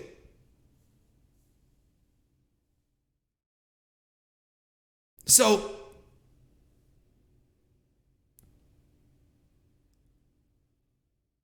this, we're ending up with Sami doing his best here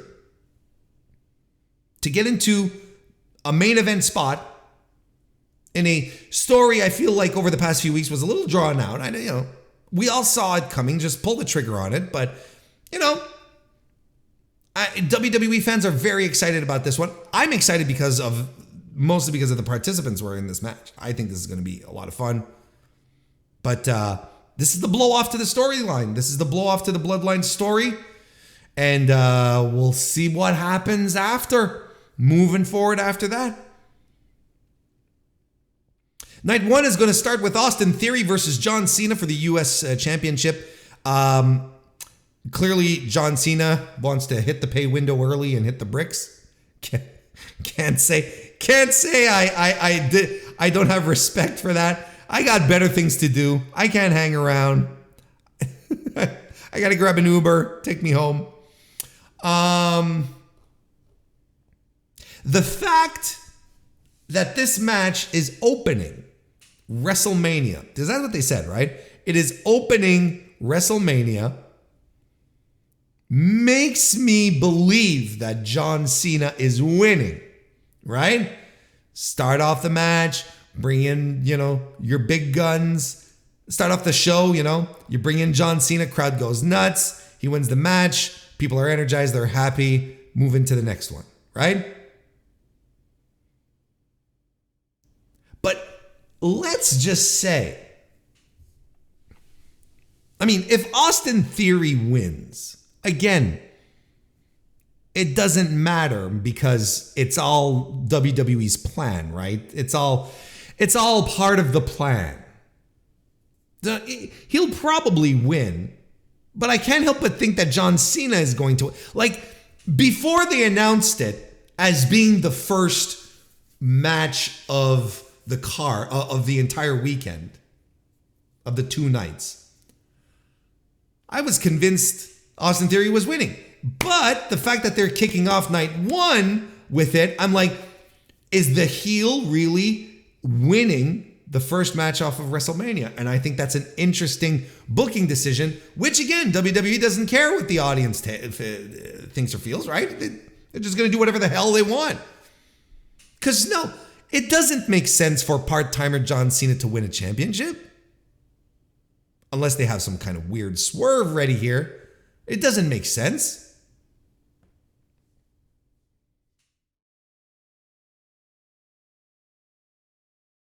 But then, I have just enough sliver of doubt for John Cena to win this. More so than before.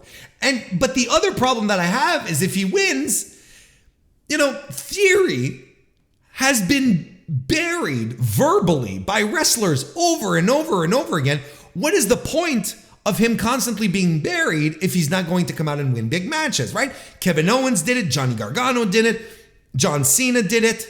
Just burying the guy, saying everything. We talked about it at, here on the show, talking at length of in regards to how he's not ready for the spot, how, people, they seem, the boss, your boss seems to think that you have it, but these people don't see it, and so on and so forth. And Austin Theory's like, I got something to prove.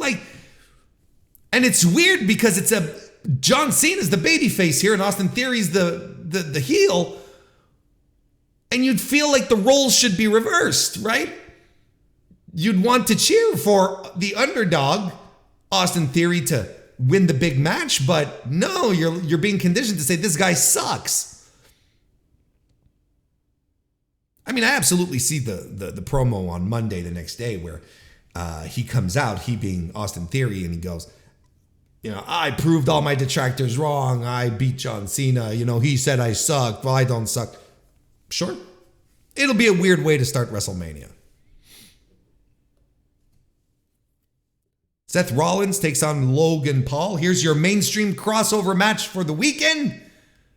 A despicable YouTube influencer with a long history of scandal and controversy and scamming his YouTube audience. He fits perfectly into pro wrestling when you think about it.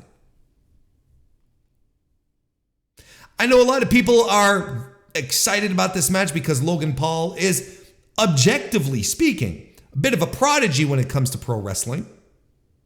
He's picked it up remarkably well. He's very good at it. He gets it. But I can't stand the guy. And I think he's a terrible person. I don't want him. I don't want him around. I just don't want him around. So I couldn't care less about this. And I think this is a step down for Seth.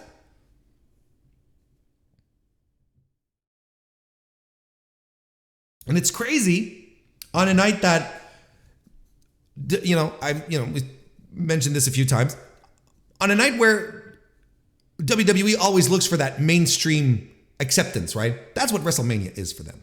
It's the night where they end up finding, that sweet mainstream attention, where they can, suckle at the teats of all the, of all the legitimate entertainment reporters coming after them to report on the the WWE superstars and all their doings.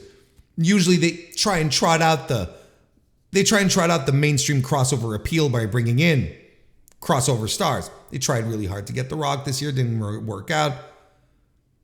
We're settling for Logan Paul. This is it. Like, at least Johnny Knoxville last year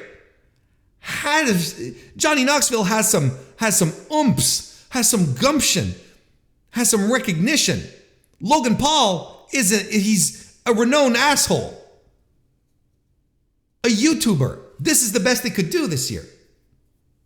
I think it's pretty telling, actually. Trish Stratus, Lita, and Becky Lynch versus Damage Control in a 6-woman tag. There's your nostalgia show for the night. Bringing back Trish and Lita. The Lita and Becky Lynch, currently the WWE Women's Tag Team Champions. They're not even defending the titles on this one. We're having a trios match. So there it is. I don't have much to think about it. Look, I like Trish and Lita, fair enough. That's fine. Again, another thing I say, very, very typically for in regards to WrestleMania is, it is a show that is not made for pro wrestling fans.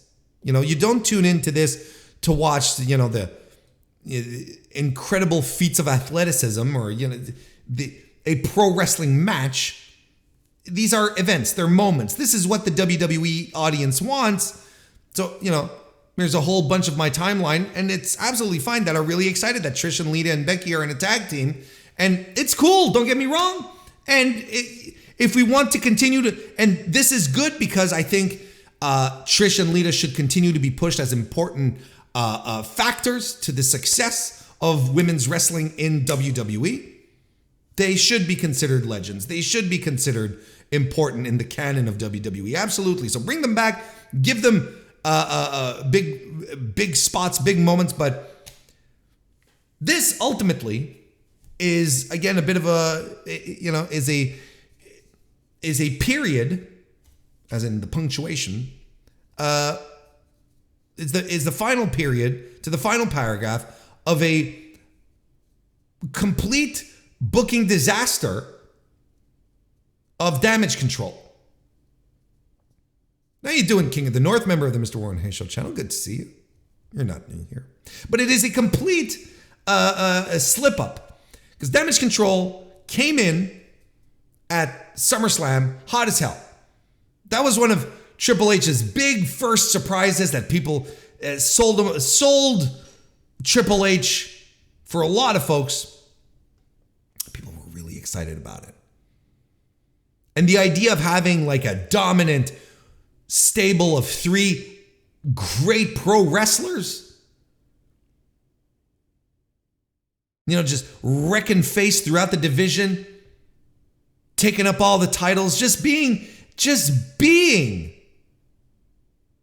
the top tier heel stable, not even in the women's division, like probably in the whole company. That would have been exciting. And you had the women to pull it off too. But it all went downhill the minute they had the tournament for the women's tag titles and they decided to belt up Raquel Gonzalez and Aaliyah for some unspeakable reason. It was all downhill from that point on. Damage Control has never felt like a threat. They have always felt like geeks, Bayley included. And I would even go as far as to say that because of this run, it has cemented Bayley's position as the 4th of the 4 horsewomen. In WWE's eyes, of course. Because at this point, Bayley, it is clear, she will never be the golden chosen one like Charlotte Flair. She will never be a popular underdog like Becky Lynch. She will never be the superstar like Sasha Banks. She will be Bayley, the 4th. Bringing up bringing up the rear. No pun intended. But for real though. And it's even more disquieting to see how squandered this opportunity was to make Bayley, Dakota Kai, and Io Shirai, make them feel important. Bring up a new crop of pro wrestlers, of women in the division, make them feel important, create a longevity. But instead they just get completely geeked out. And it makes it even more egregious, that's the point I was going to, because we learned this week that Dakota Kai had a standing offer from Stardom. And Io Shirai wasn't far behind. And I mean, like I said on the member stream when we talked about this, good for Dakota Kai to have got the offer from Stardom, give Trips a call, say, look, I don't know if you have any plans for me, but I'm on my way to Japan. And Tripp's like, well, how much are they offering you? We'll give you so much more. So good for her for getting the bag. But when you see what happened, and you see how terribly that in the meantime, while Damage Control was being geeked out, Ronda Rousey was being pushed. You got to stop telling me that WWE knows how to take care of the women's division and make it compelling. None of these matches feel hot for the women. I'm not saying they're not going to be good. I'm saying they don't feel hot. Not a single one of them. And they had the opportunity to make a hot match out the gate with Rhea Ripley versus Charlotte Flair for the SmackDown Women's Championship. But this match is cold as ice. I argued this. The match that the mixed person tag team match, the mixed match challenge that they had at Elimination Chamber with Rhea Ripley and Finn Balor versus Edge and Beth Phoenix should have absolutely ended with Rhea Ripley, the only other person on that card on Elimination Chamber who had a WrestleMania match booked. She should have destroyed Beth Phoenix, got the win for their team, continued to destroy Beth Phoenix after the feud, after the match, and then tear ass throughout the entire run-up to WrestleMania, beating jabrones right and left. Bring in enhancement talent, bring in the local talent. It doesn't matter. They had the opportunity to make this hot. But no, what did we do? Promos. Oh, we're so smug with each other. Oh, Dominic is here.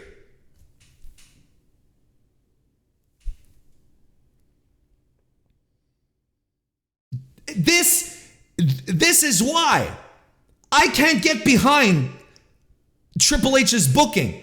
Everyone, see, WWE is so hot right now. It has one hot angle. One thing.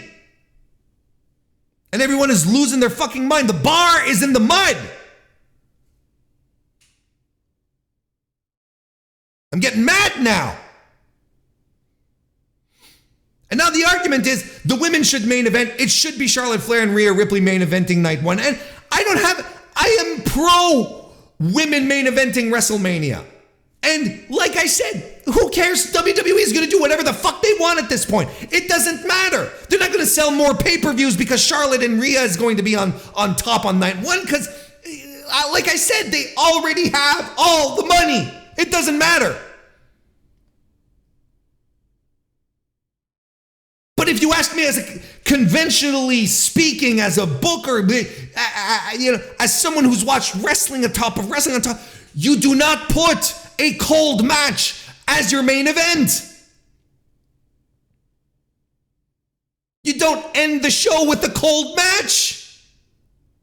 And I enjoy Charlotte. I love Rhea Ripley, and I think Rhea Ripley should win. She has everything. She has the groundswell of support, and plus she's a good pro wrestler.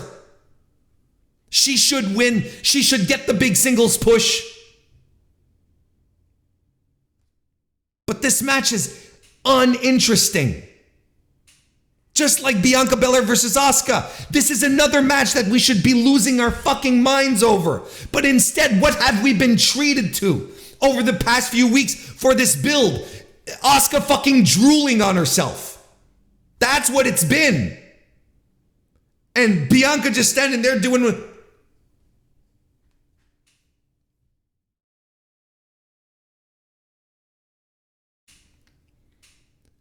Because we're fucking morons, right? Because we're idiots. Because this is the kind of thing that we look like. Wow, mind games. Listen, it's not fucking mind games. But it should. I am expecting this match to be a blast. Big match Asuka and big match Bianca. What are you doing? Bianca is on a hot streak of WrestleMania matches. Why would she underdeliver here? Asuka, first time in years that she's been in this position. You don't think she's chomping at the bit for this? Again, not saying the match is going to stink. I'm saying the build to this was garbage.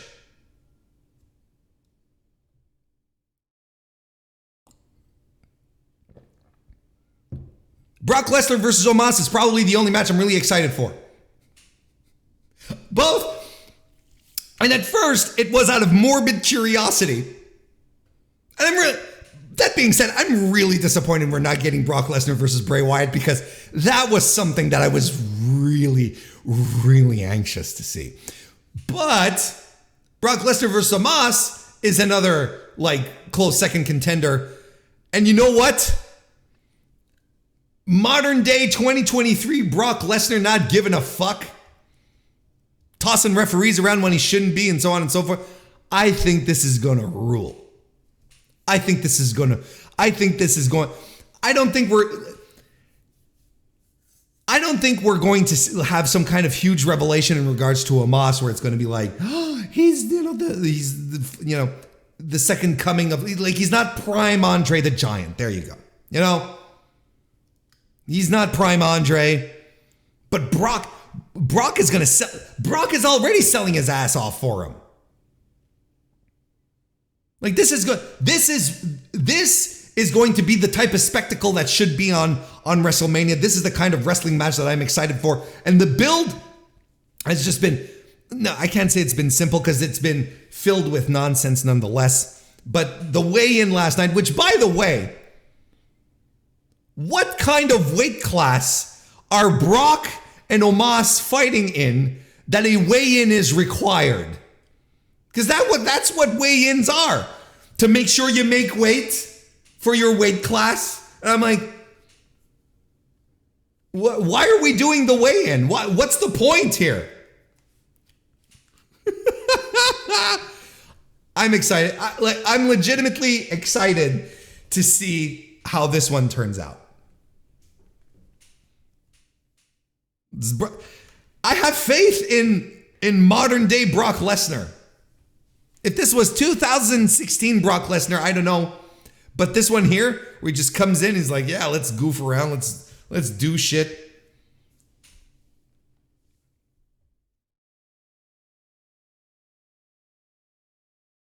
Gunther is going to defend his Intercontinental Championship against Sheamus and Drew McIntyre.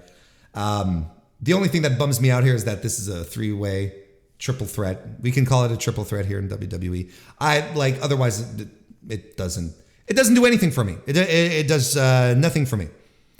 And I know a lot of people are excited about it, but three ways for titles, especially at WrestleMania. Build a fucking challenger. It's not hard. Build a challenger. Honest to God, Sheamus, give him the rematch, because the match that they had at Clash at the Castle was outstanding. Have Sheamus kick the shit out of Drew McIntyre. That's fine. and then have Sheamus beat Gunter, give him a title, because Sheamus has been the workhorse of WWE for, we're going on 2 years at this point. We're going on 2 years at this point. And this dude needs flowers. Now, is this but why it is to protect Gunther? Is one of the other guys are going to take the pin? Who cares? Have your challenger beat the champion. It is not that hard.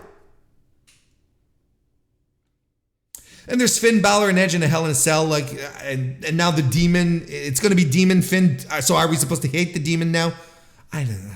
This one's for moment lovers. This one is for moment lovers. Can we at least agree that there's no reason for Edge to win here? I think we can all agree. But look, it's the Demon. The Demon has, I think the Demon still has he has one blemish, right? On his record. The one where he faced Roman Reigns and the turnbuckle snapped, right? That is the only blemish on his record. Rey Mysterio versus Dominic. I couldn't. Again, this is a lot of WWE fans are into it. Oh, Dominic's improving. I'm gonna hear this Dominic's improving thing for the next 5 years, aren't I? Oh, he's getting so much better. I still think he stinks. He has no instincts for pro wrestling. Now, he's probably going to go through a highly choreographed match with his dad, who's going to guide him through this. And he's probably going to go through a very pinpoint, precise match, just like the matches he had with Seth that everyone thought were so great. When you look back and you watch them, and it's like, oh, okay, everything was super planned out. And again, I don't have a problem with matches being planned out.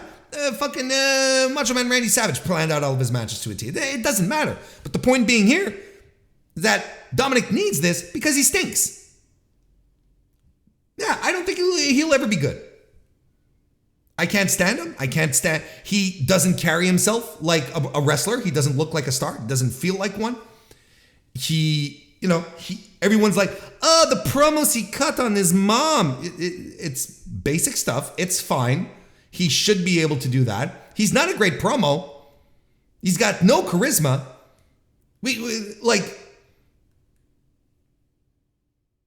A lot of people are ironically still loving the prison dom stuff, and there's nothing I can do about it. And then for some reason we have showcase fatal 4-way tag team matches. Liv Morgan and Raquel Rodriguez versus Natalya and Shotzi versus Ronda Rousey and Shayna Baszler versus have they announced the final team? Is it it's Chelsea Green and let me see here. Chelsea Green and Sonya Deville, like who cares? And Braun, and then another showcase match with Braun Strowman and Ricochet versus the Street Profits versus Alpha Academy versus the Viking Raid. Again, who cares? And then the Andre the Giant Battle Royal. Again, who cares? They do this thing every year where it's like, I'm in the Andre the Giant Battle Royal, kickstart my career. No careers have been kickstarted from the Andre the Giant Battle Royal. Half of the Andre the Giant Battle Royal winners aren't even with WWE anymore, so. There's WrestleMania for you. That's my preview. If you're excited for this, I'm, all the more power to you. I mean, like everything, pro wrestling is for, there's all sorts of different shades here. You can enjoy it as much as you like. There's a lot of stuff in WWE that just doesn't do it for me in any way, shape, or form. So, I'm gonna sit down. I'm gonna watch it like it's the Super Bowl. You sit down and you watch it, even if your team's got eliminated. You sit down and you watch it, and I'm hoping to be pleasantly surprised. I think the bar for me, my expectations are pretty low, so they could only go up. They have all the room here to make me get excited. And let's go down this WWE train. Another matchup, another show this WrestleMania weekend that's also happening is NXT Stand and Deliver. That's happening on April 1st in the afternoon, right? If I'm not mistaken, like around 2 p.m. Eastern, something like that. This one is in Los Angeles, though. That's in LA, not in Inglewood at Crypto.com Arena. they're regretting that. the owners of the building are regretting labeling it like that. But in LA, headlined, of course, by Braun Breaker, NXT champion, defending against Carmelo Hayes. This is the part we strip Braun of the belt, right? This is it, right? This is the moment where we do it, right? Because this is the moment. This is the moment where we just have to bring it all to an end and just like, that's it. We're good. We've been good for months when it comes to Braun. I don't even watch NXT on the regular basis. I watch the shows, and even watching the main shows, I don't understand what the thing is. I'll say exactly what I said, I believe, at the last pay-per-view, which wasn't Deadline. I like Deadline. What was the last one? St. Valentine's Day Massacre. What was it? Violent Day. Whatever the last NXT PLE was, the cage match, the atrocious cage match with Grayson Waller. Braun came in hot during the pandemic, brought a different type of energy, an energy that was solely missing in these fucking empty arena shows, these fucking empty warehouse shows. He was colorful, he had the pedigree, he reminded us of Scott and Rick, and everyone got excited. And WWE, who always tells us, we don't pay attention to what is happening on the tweeters,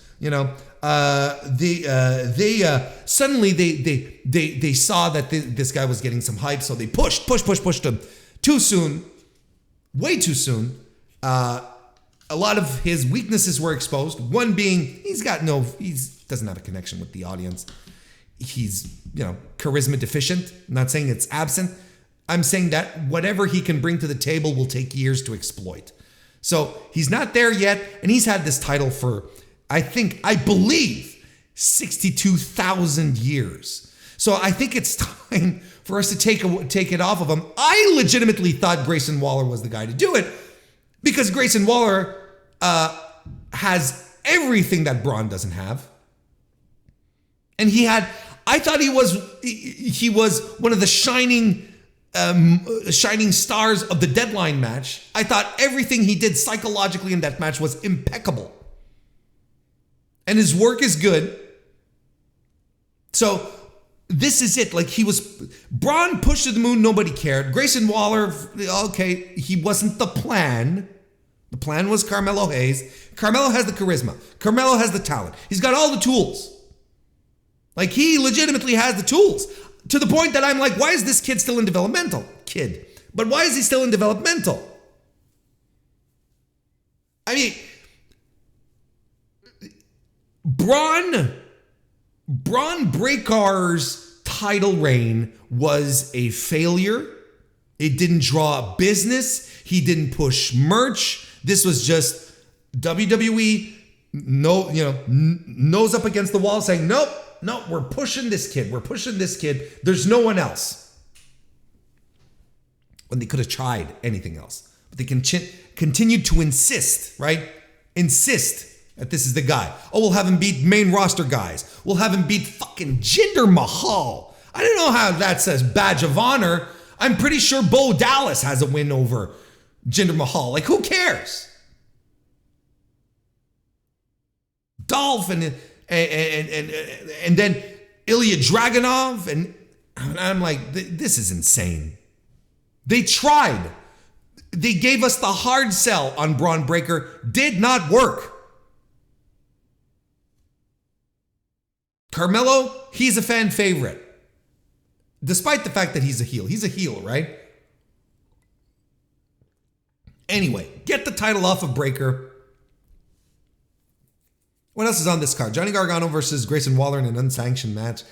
I think the story here is Grayson Waller started to feud with Shawn Michaels, and Shawn Michaels picked a champion to stick up for him, and it's Johnny Gargano. And then Grayson Waller went to attack Johnny Gargano at his house. That's the feud, right? I mean, Gargano can't win here either, right? There's another thing that we're going to have. The Gargano experiment on main roster isn't working out, isn't it? Terrible, terrible, shitty booking again. See, that's the thing is like, hey, Joe Punai Jr., nice to see you, buddy. Welcome. See, that's the thing is that Johnny is a guy who got himself over because of his work rate. Got himself over because of the work. If you try and have him lean into the character stuff a little too much, it's the adorable geeky thing will get you will get you so far. You know what I mean? Zoe Stark and Gigi Dolan. No, excuse me. Zoe Stark, Gigi Dolan, Indy Hartwell, Lyra Valkyria, that rolls off the tongue, and Tiffany Stratton are in a ladder match to crown the next NXT Women's Champion because Roxanne Perez passed out. I'm not quite sure what the story is. I haven't been watching, but it's not a shoot. The way they handled the angle at the end of the match, that was not a shoot. They gave it too much TV time. They wouldn't have been shooting camera angles and that. So I don't know why Roxanne Perez is out. I don't know why she had to relinquish the title. Roxanne was added tonight. She was at breaking news. God bless Joe Puna and AK Germany 96, who trudged through the murk of NXT to keep me informed of the latest developments as we're recording this. So she's back from injury. She's thrown into this. Well, she's winning her title back. That's it. That's just it. I don't know why. I don't know why they added Gigi Dolan in here and not JC Jane, because JC Jane. And you see, this is where WWE booking fails again. JC Jane had so much heat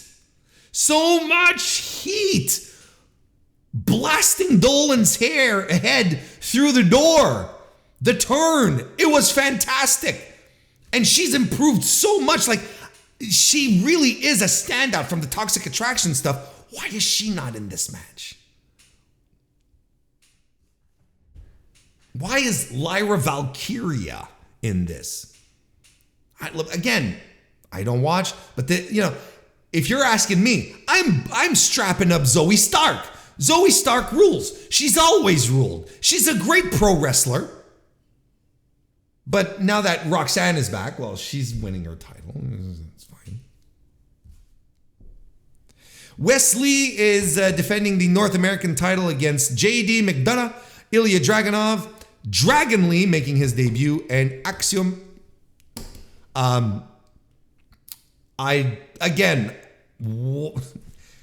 See, there's so many people on this fucking card for no reason. Why can't we just have challenge? There's one singles match on this entire show. Two, sorry. One of them is unsanctioned, so it doesn't count. There's two singles matches. Everything else is multi-person matches. Even the tag team match is a multi-tag, multi-man, multi-person, multi-team match. We know you want to strap up Dragon Lee. Just have Wes Lee versus Dragon Lee. I watched Ilya versus JD McDonough from last week. It fucking ruled. It right up my alley. I thought it was great. Great match. No one believes Axiom is going to do this. Axiom is a perennial loser. What are we doing? Why are we having 5 people in this match? This is nonsense.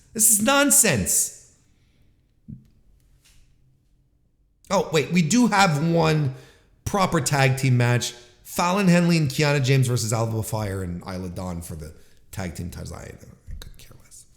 I couldn't care less about the Creed brothers versus Gallus versus Channing Lorenzo and Tony D'Angelo for the NXT titles. And Chase U and Tyler Bate versus The Schism. And it's a mixed match affair because Thea Hale is in here and so is Ava Rain. scripts was robbed, right? You put all of your guys, you put 78% of your roster on this one show, and you can't put on scripts.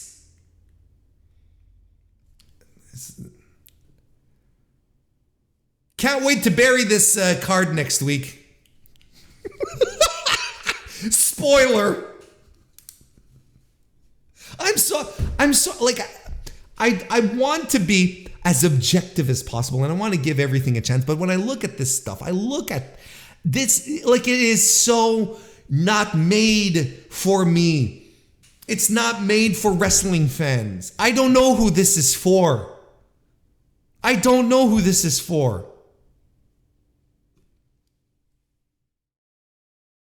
Right. Here's a good point.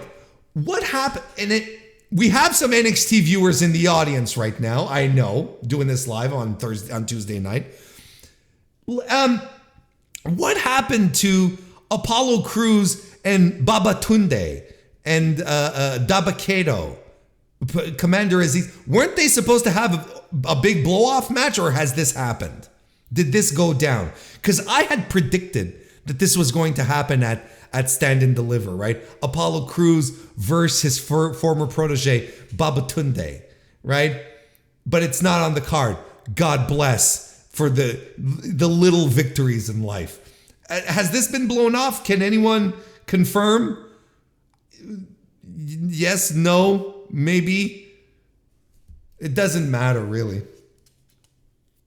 But honestly, like, I try my best, and I want to keep an open mind, but I look at this card and I'm like, this is nothing. This is nothing. And there's people on this show. There are people on this show who are heads and tails. Oh, it happened 2 weeks ago? Okay, well, there you go. We got the big Babatunde Apollo Crews blow off. But there are people on this card, no joke, who are above this level of booking. And I'll let you pick them out. You already know who they are. There are people booked on this card who have no business being booked in these positions. So, I'm again, look, I'm ready to tear into this match next week. First and foremost, because all I see is, a flat line. But at the same time, the bar is so low for my expectations, I'll probably be surprised. Now, one card that I am convinced is going to deliver is Ring of Honor SuperCard of Honor, which is happening on March 31st, last day of the month, and with a card which has a very good chance, a high chance of being the show of the entire WrestleMania weekend.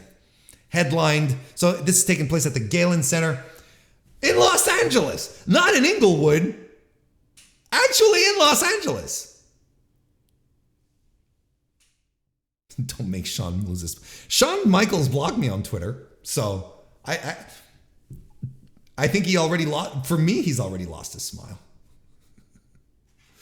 This is headlined by Ring of Honor World Champion Claudio Castagnoli defending against Eddie Kingston. There is no reason why this match should not rule. These guys are pals, regardless of how this was billed and how they've been conducting themselves for the past few years. This should rule. I'm excited to see how this is going to go. This should be very brutal, very violent. I think both guys are going to lean into each other fantastically. Eddie is a great in-ring storyteller as well. And Eddie has been on a streak of very good matches in 2022 so far. I don't think he's had, in 2023, excuse me. In 2023 so far, he has not missed. He's really had a string of very good matches. Anyway, the stuff in New Japan, his retiring of Jay White from or kicking Jay White out of New Japan, that was a fantastic match that if you haven't seen, you should go out of your way to see it. I thought it ruled. This has all the trappings of going back to some old Ring of Honor habits as well. Just guys laying into each other and doing some wild shit. I'm sure they're going to do this well. I'm very excited for this main event. It's not the match I'm most excited for on this card.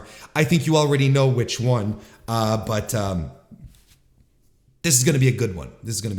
Athena versus Yuka Sakazaki for the Ring of Honor Women's World Title match, world title as well. In a really stacked weekend like we're getting, you can sometimes forgive that certain matches are flying under everyone's radar, but this, Yuka and Athena going ham on each other in a Ring of Honor environment. I know we're excited for that one other match on this card. I know we're getting Masha Slamovich versus Aja Kong. I know we're, Bianca and Asuka. Sure. And in an environment this over the weekend and Kristen can attest to this, in an environment where women's matches are few and far between on multiple weekend, on multiple shows over the weekend. I don't think we realize how special this one can be. This one really has the potential to be fantastic. And I think that part of what's driving me to get excited about this is that Yuka in Japan, as opposed to Yuka in the United States, is a beast. In Japan, in TJPW, she just wrecks face. She runs in and she destroys people. She's not all smile. Like, she's actually, she's in a bit of a dark period. She's been in a dark period, very seething, very angry Yuka. And she's violent as fuck. So, get her in here with Athena, who's, that's her thing too, right? Athena's like, I'm done being, all smiles and, I'm done being all smiles and fucking around, being cool with everyone. Nah, I'm gonna wreck shit up. I'm gonna destroy some people. We should not sleep on this match. I think there's a lot of potential for this match to be really, really good.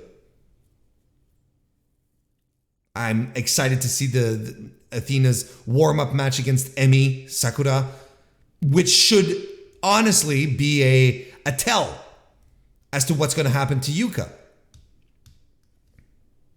Emi in AEW these days has just been outstanding. Outstanding stuff.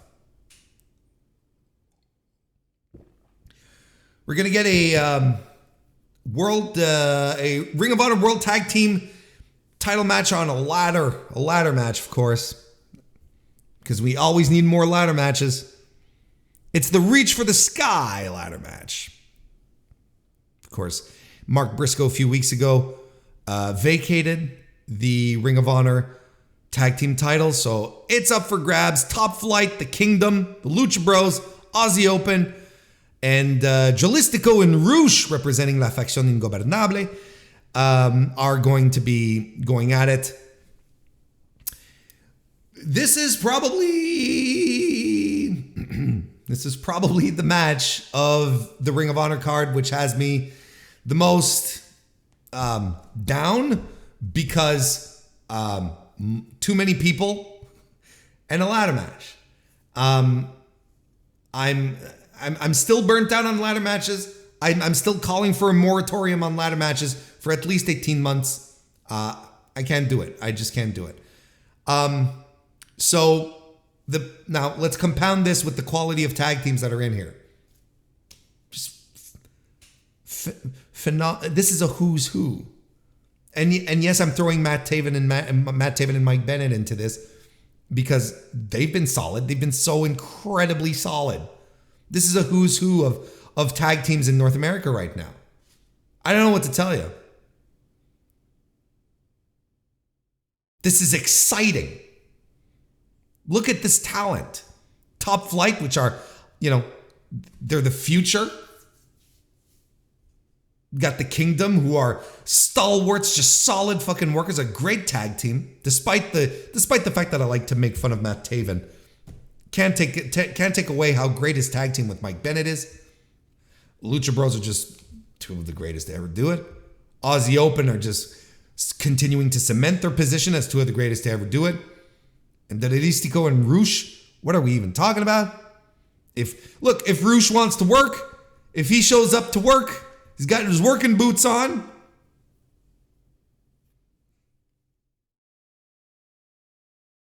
Look, it's going to be we're all in agreement. This is the spot fest, right? This is the one where people are just going to do crazy shit. And that's on one part cool. The other part that bugs me is that the ladders are involved, because then I always feel people try too hard with the ladders, since we've seen so many ladder matches so often over the past few years. People are just trying so hard to create new spots, new things to do, new creative ways to get ladder to get the gimmick over. And sometimes you feel like they're trying too hard. Sometimes you're like, man, just do shit. Just do stuff. Like, to a degree, I probably would have been a little more, I think it would have been a little more interesting. How about what if we would have had just a simple, plain old Texas tornado match, or just a plain old tornado match, right? It doesn't have to be from Texas necessarily, but a tornado tag team match, elimination style. Wouldn't that have been wild? That would have ruled. And Ray Phoenix would have found a way to jump off of shit, and Dante Martin too. And Jalistico and Roosh would do crazy shit. And Mark Davis had pummeled the shit out of people regardless. The ladders, I'm so done with ladder matches. So done. And I can appreciate that this is a me problem, because I watch a lot of wrestling and I can't stand to watch ladder matches anymore. I can understand that this is a me thing. Nonetheless, I'm looking forward to watching the match, but this is the one that doesn't have me on pins and needles as much as El Hijo del Vikingo taking on Commander for the AAA Mega Title. Who cares about the fucking Mega Title? Do you care? I don't care. AAA barely cares about the Mega Title regardless. I'm here for this outstanding piece of work. This match of the century. This is two of the absolute beasts in Lucha Libre out there right now. And they're going to be doing it one-on-one. Sure, they're doing the Mike Hitchcock, the Mark Hitchcock memorial with Black Taurus on top of that. But we're talking one-on-one. We're talking in Ring of Honor. On this, I legitimately cannot say anything more specific. I can't go too much. I can't go any deeper to get excited about this than just naming these two guys' names and saying they're having a one-on-one match. And look at how clever Tony Khan was with this. Right? Look at how clever he was. A couple of weeks ago, we have Commander. Right? What was it he was in the ladder match, right? I don't remember the context, but he was on AEW television. Hit that fucking rope walk spot that just blew everyone's goddamn mind. And now he's on Ring of Honor. Vikingo, 2 weeks ago, no build. And now he's on the pay-per-view.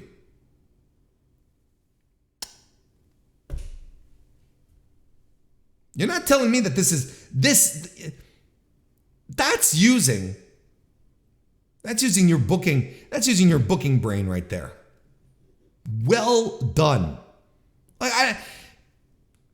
This could absolutely be this is absolutely in the early running for match of the weekend. If they let these two guys do do lucha things. It's going to be crazy. Two of the absolute best lucha wrestlers out there. Two of the absolute best.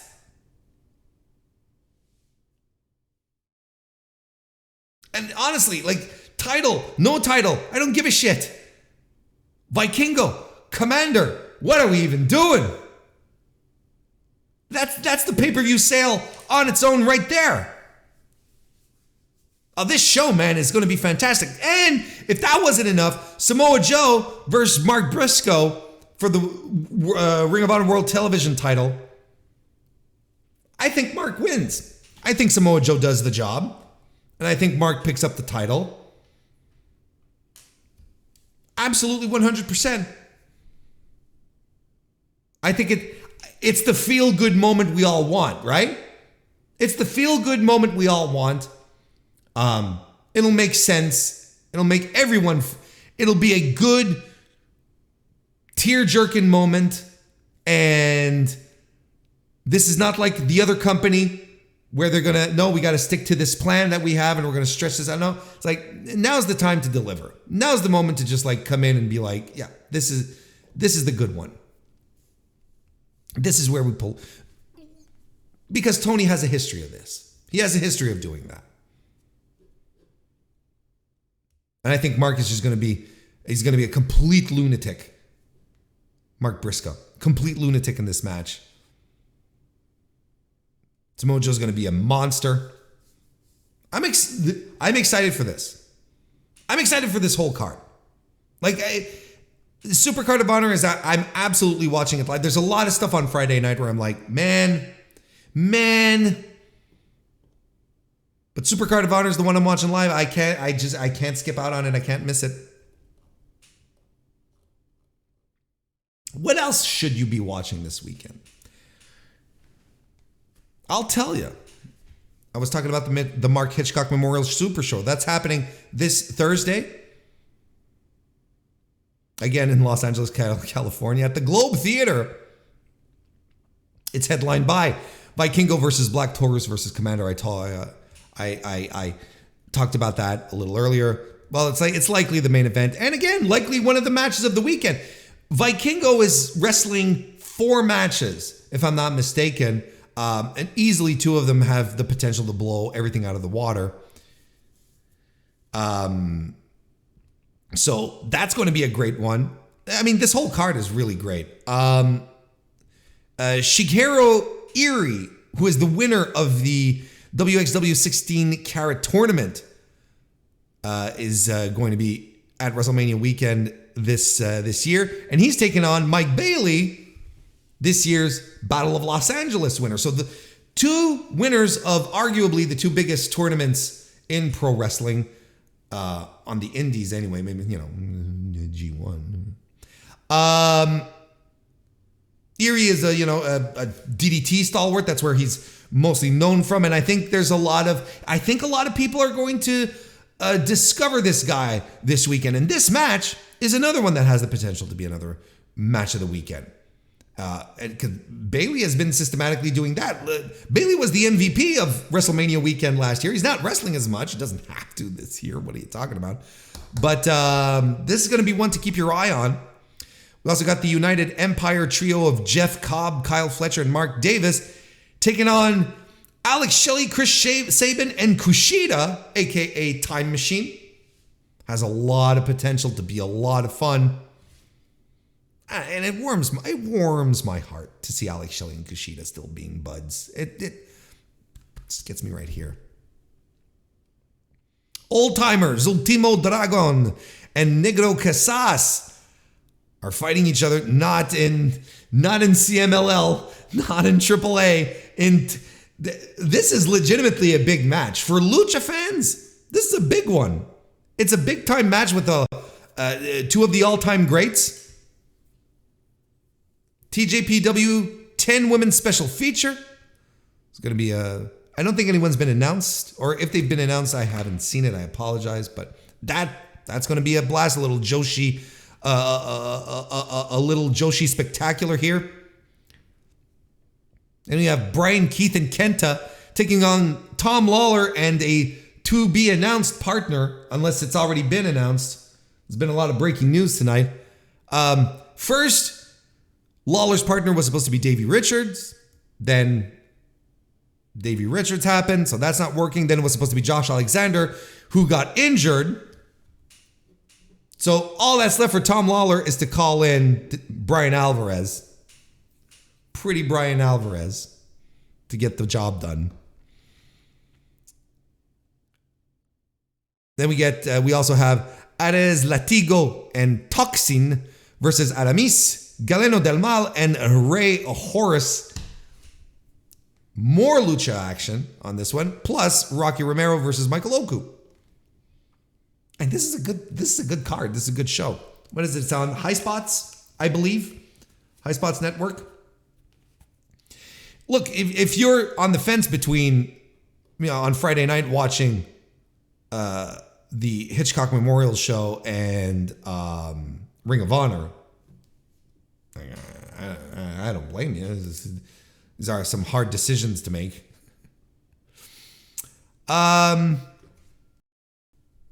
Couple of other matches maybe that are maybe I feel like should be on your watch list. Starting on Thursday, March 30th, GCW's Bloodsport, or at least I should say Josh Barnett's Bloodsport, promoted by GCW, of course. That's, again, like I said, on March 30th from the Ukrainian Cultural Center, the hub of GCW this weekend. Main evented by Jon Moxley versus Alex Coughlin, which was supposed to be Jon Moxley versus Davey Richards. And Coughlin picking up the challenge, coming in, an unlikely challenger for Moxley, but I think, look, this is a potential breakout moment for Coughlin to just show up and have a brutal fight with Moxley. I know, I myself make fun of his cyborg gimmick and his gear, which I think is a little hokey. But the guy's a beast. He's strong as hell, and he's a brawler.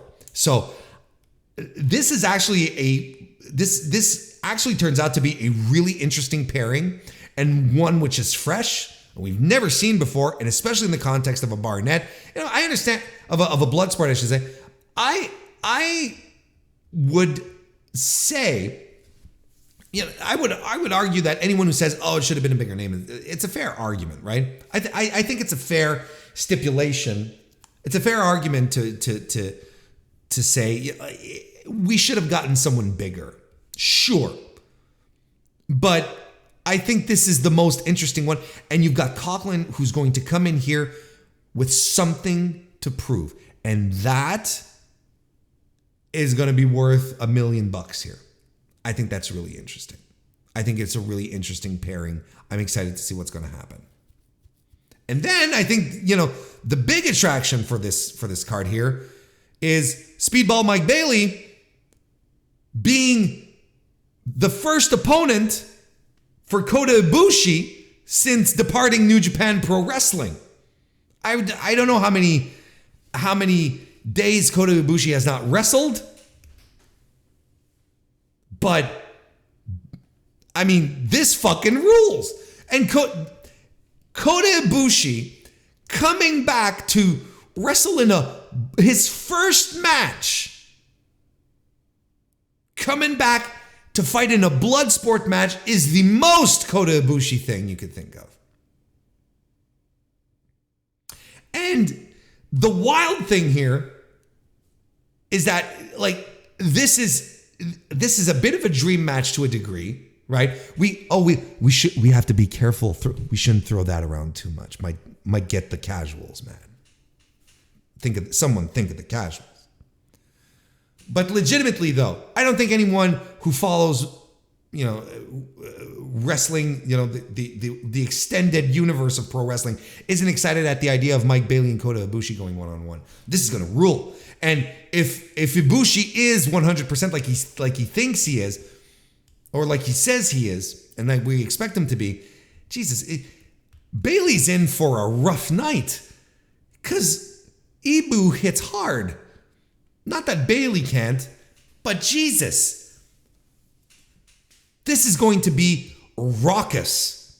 I am so excited.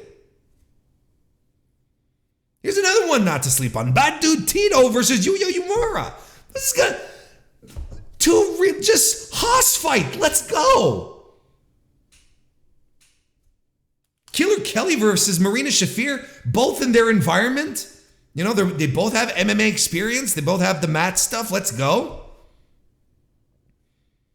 And we got Jeff Cobb taking on Calder McCole. Fantastic. Timothy Thatcher and Josh Barnett.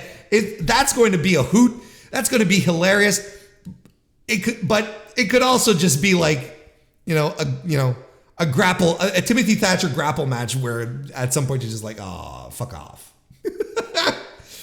Eric Hammer versus Calvin Tankman, Davey Boy Smith Jr. versus JR Kratos, and Johnny Bloodsport versus Royce Isaacs.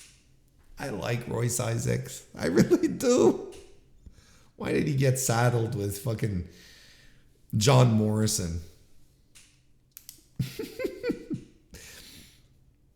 The top of this card is fantastic. I mean, there's a lot of good stuff throughout, but I mean, it's a top-heavy card. Interesting undercard. I know that there's a contingent of people who are also burnt out on shoot style. I'm not. Not when you can get good stuff like this. I'm down for it. Then we have another one that should be on your radar, of course, is Joey Janela's Spring Break, which is on the 31st. So on the Friday, but I believe it's after the Ring of Honor show, if I'm not mistaken. We've got a bunch of stuff here. We've got Kota Ibushi versus Joey Janela, because of course, because Joey has to book himself into these things, and you know what, he should, and you know what, I really like Joey Janela, and I think he works hard. I think he's good. I think he's a good pro wrestler who works people enough that they don't realize, which is weird to say, that they don't realize that he's good at it, and he's going to be perfect in this position against Kota Ibushi, who is just as wild, and they're probably going to let loose. Like, I would not sleep on this match. I would not sleep on this card. I think this has a lot of potential. I think this is going to be a blast.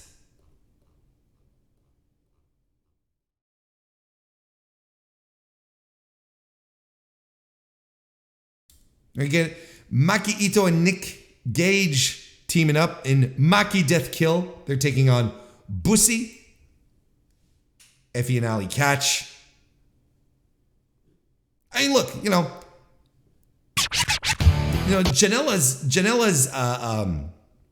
Janela's spring breaks are, full of all sorts of stuff. Like, I'm surprised there hasn't been a clusterfuck announced, but I kind of feel like that's going to happen. That's going to happen. Period. It's going to be a surprise. No one saw it coming, kind of thing. But Bussy versus Maki Death Kill. You don't go there for the 5-star classic. This isn't what it's for. It ain't going to be it. You're there for Nick Gage and Maki Ito interacting with each other. Then we're getting Mike Bailey versus El Hijo del Vikingo in another potential match of the weekend.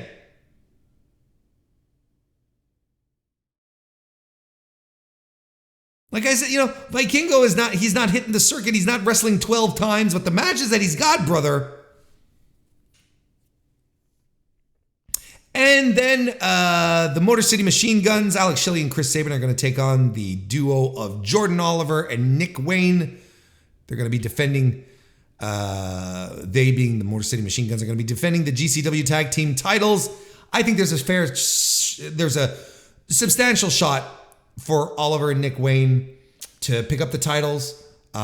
They've been pushing the GCW's been putting a lot of gasoline on the East-West Express train, so I think that might be interesting. Look, I think you watch Spring Break for Bailey and Vikingo and for Ibushi and Janela. And then another one I want to point out real quickly, Prestige Wrestling is going to be running a show again on Friday at 4 p.m. Pacific. So it's going to be at the same time as, of course, right, the GCW shows. You can watch them on your on Fight TV on the Fight Plus subscription, whereas the Prestige show, you can watch it on IWTV. That's going to be running at the same time as the Ring of Honor show. But this is still a very solid card that they have set up here. Miyu Yamashita will be taking on Taya Valkyrie. Masha Slamovich versus Jaja Kong, which I am excited for. Another one I'm excited for, Kevin Blackwood taking on Shigeru Irie. I think it's Irie. Shigeru Irie. Again, that should be great. Ultimo Dragon and the Time Splitters taking on the Team Filthy group of Tom Lawler, Jarrell Nelson, and Royce Isaacs. Then we've got the LA Dojo Boys, Clark Connors, Yuya Uemura, and Kevin Knight taking on C420, which is the tag team of C4 and Sonico. Titus Alexander versus Michael Oku. Warhorse and Adam Brooks will be taking on Ricky Gibson and Eddie Pearl. Calvin Tankman versus Eddie Massaro is also on this card. I think that one is absolutely worth the interest. Look, there's a whole mess of stuff happening this weekend that's being broadcast on IWTV, on Fight Plus, of course on regular pay-per-view, and on the Peacock as well. And if you want to keep up with it, if you want to watch some shows with some of the members of the Mr. Warren Hayes Show community, join the Discord. Might be some fun surprises as we're going on throughout the next few days. But it all starts Thursday night, right into Sunday. And as I say hello to Mr. Fantastic, I'm going to let you know that this stream is not going to go into Sunday. We're going to wrap it up right now. We're going to bring an end to the weekly wrestling inspection.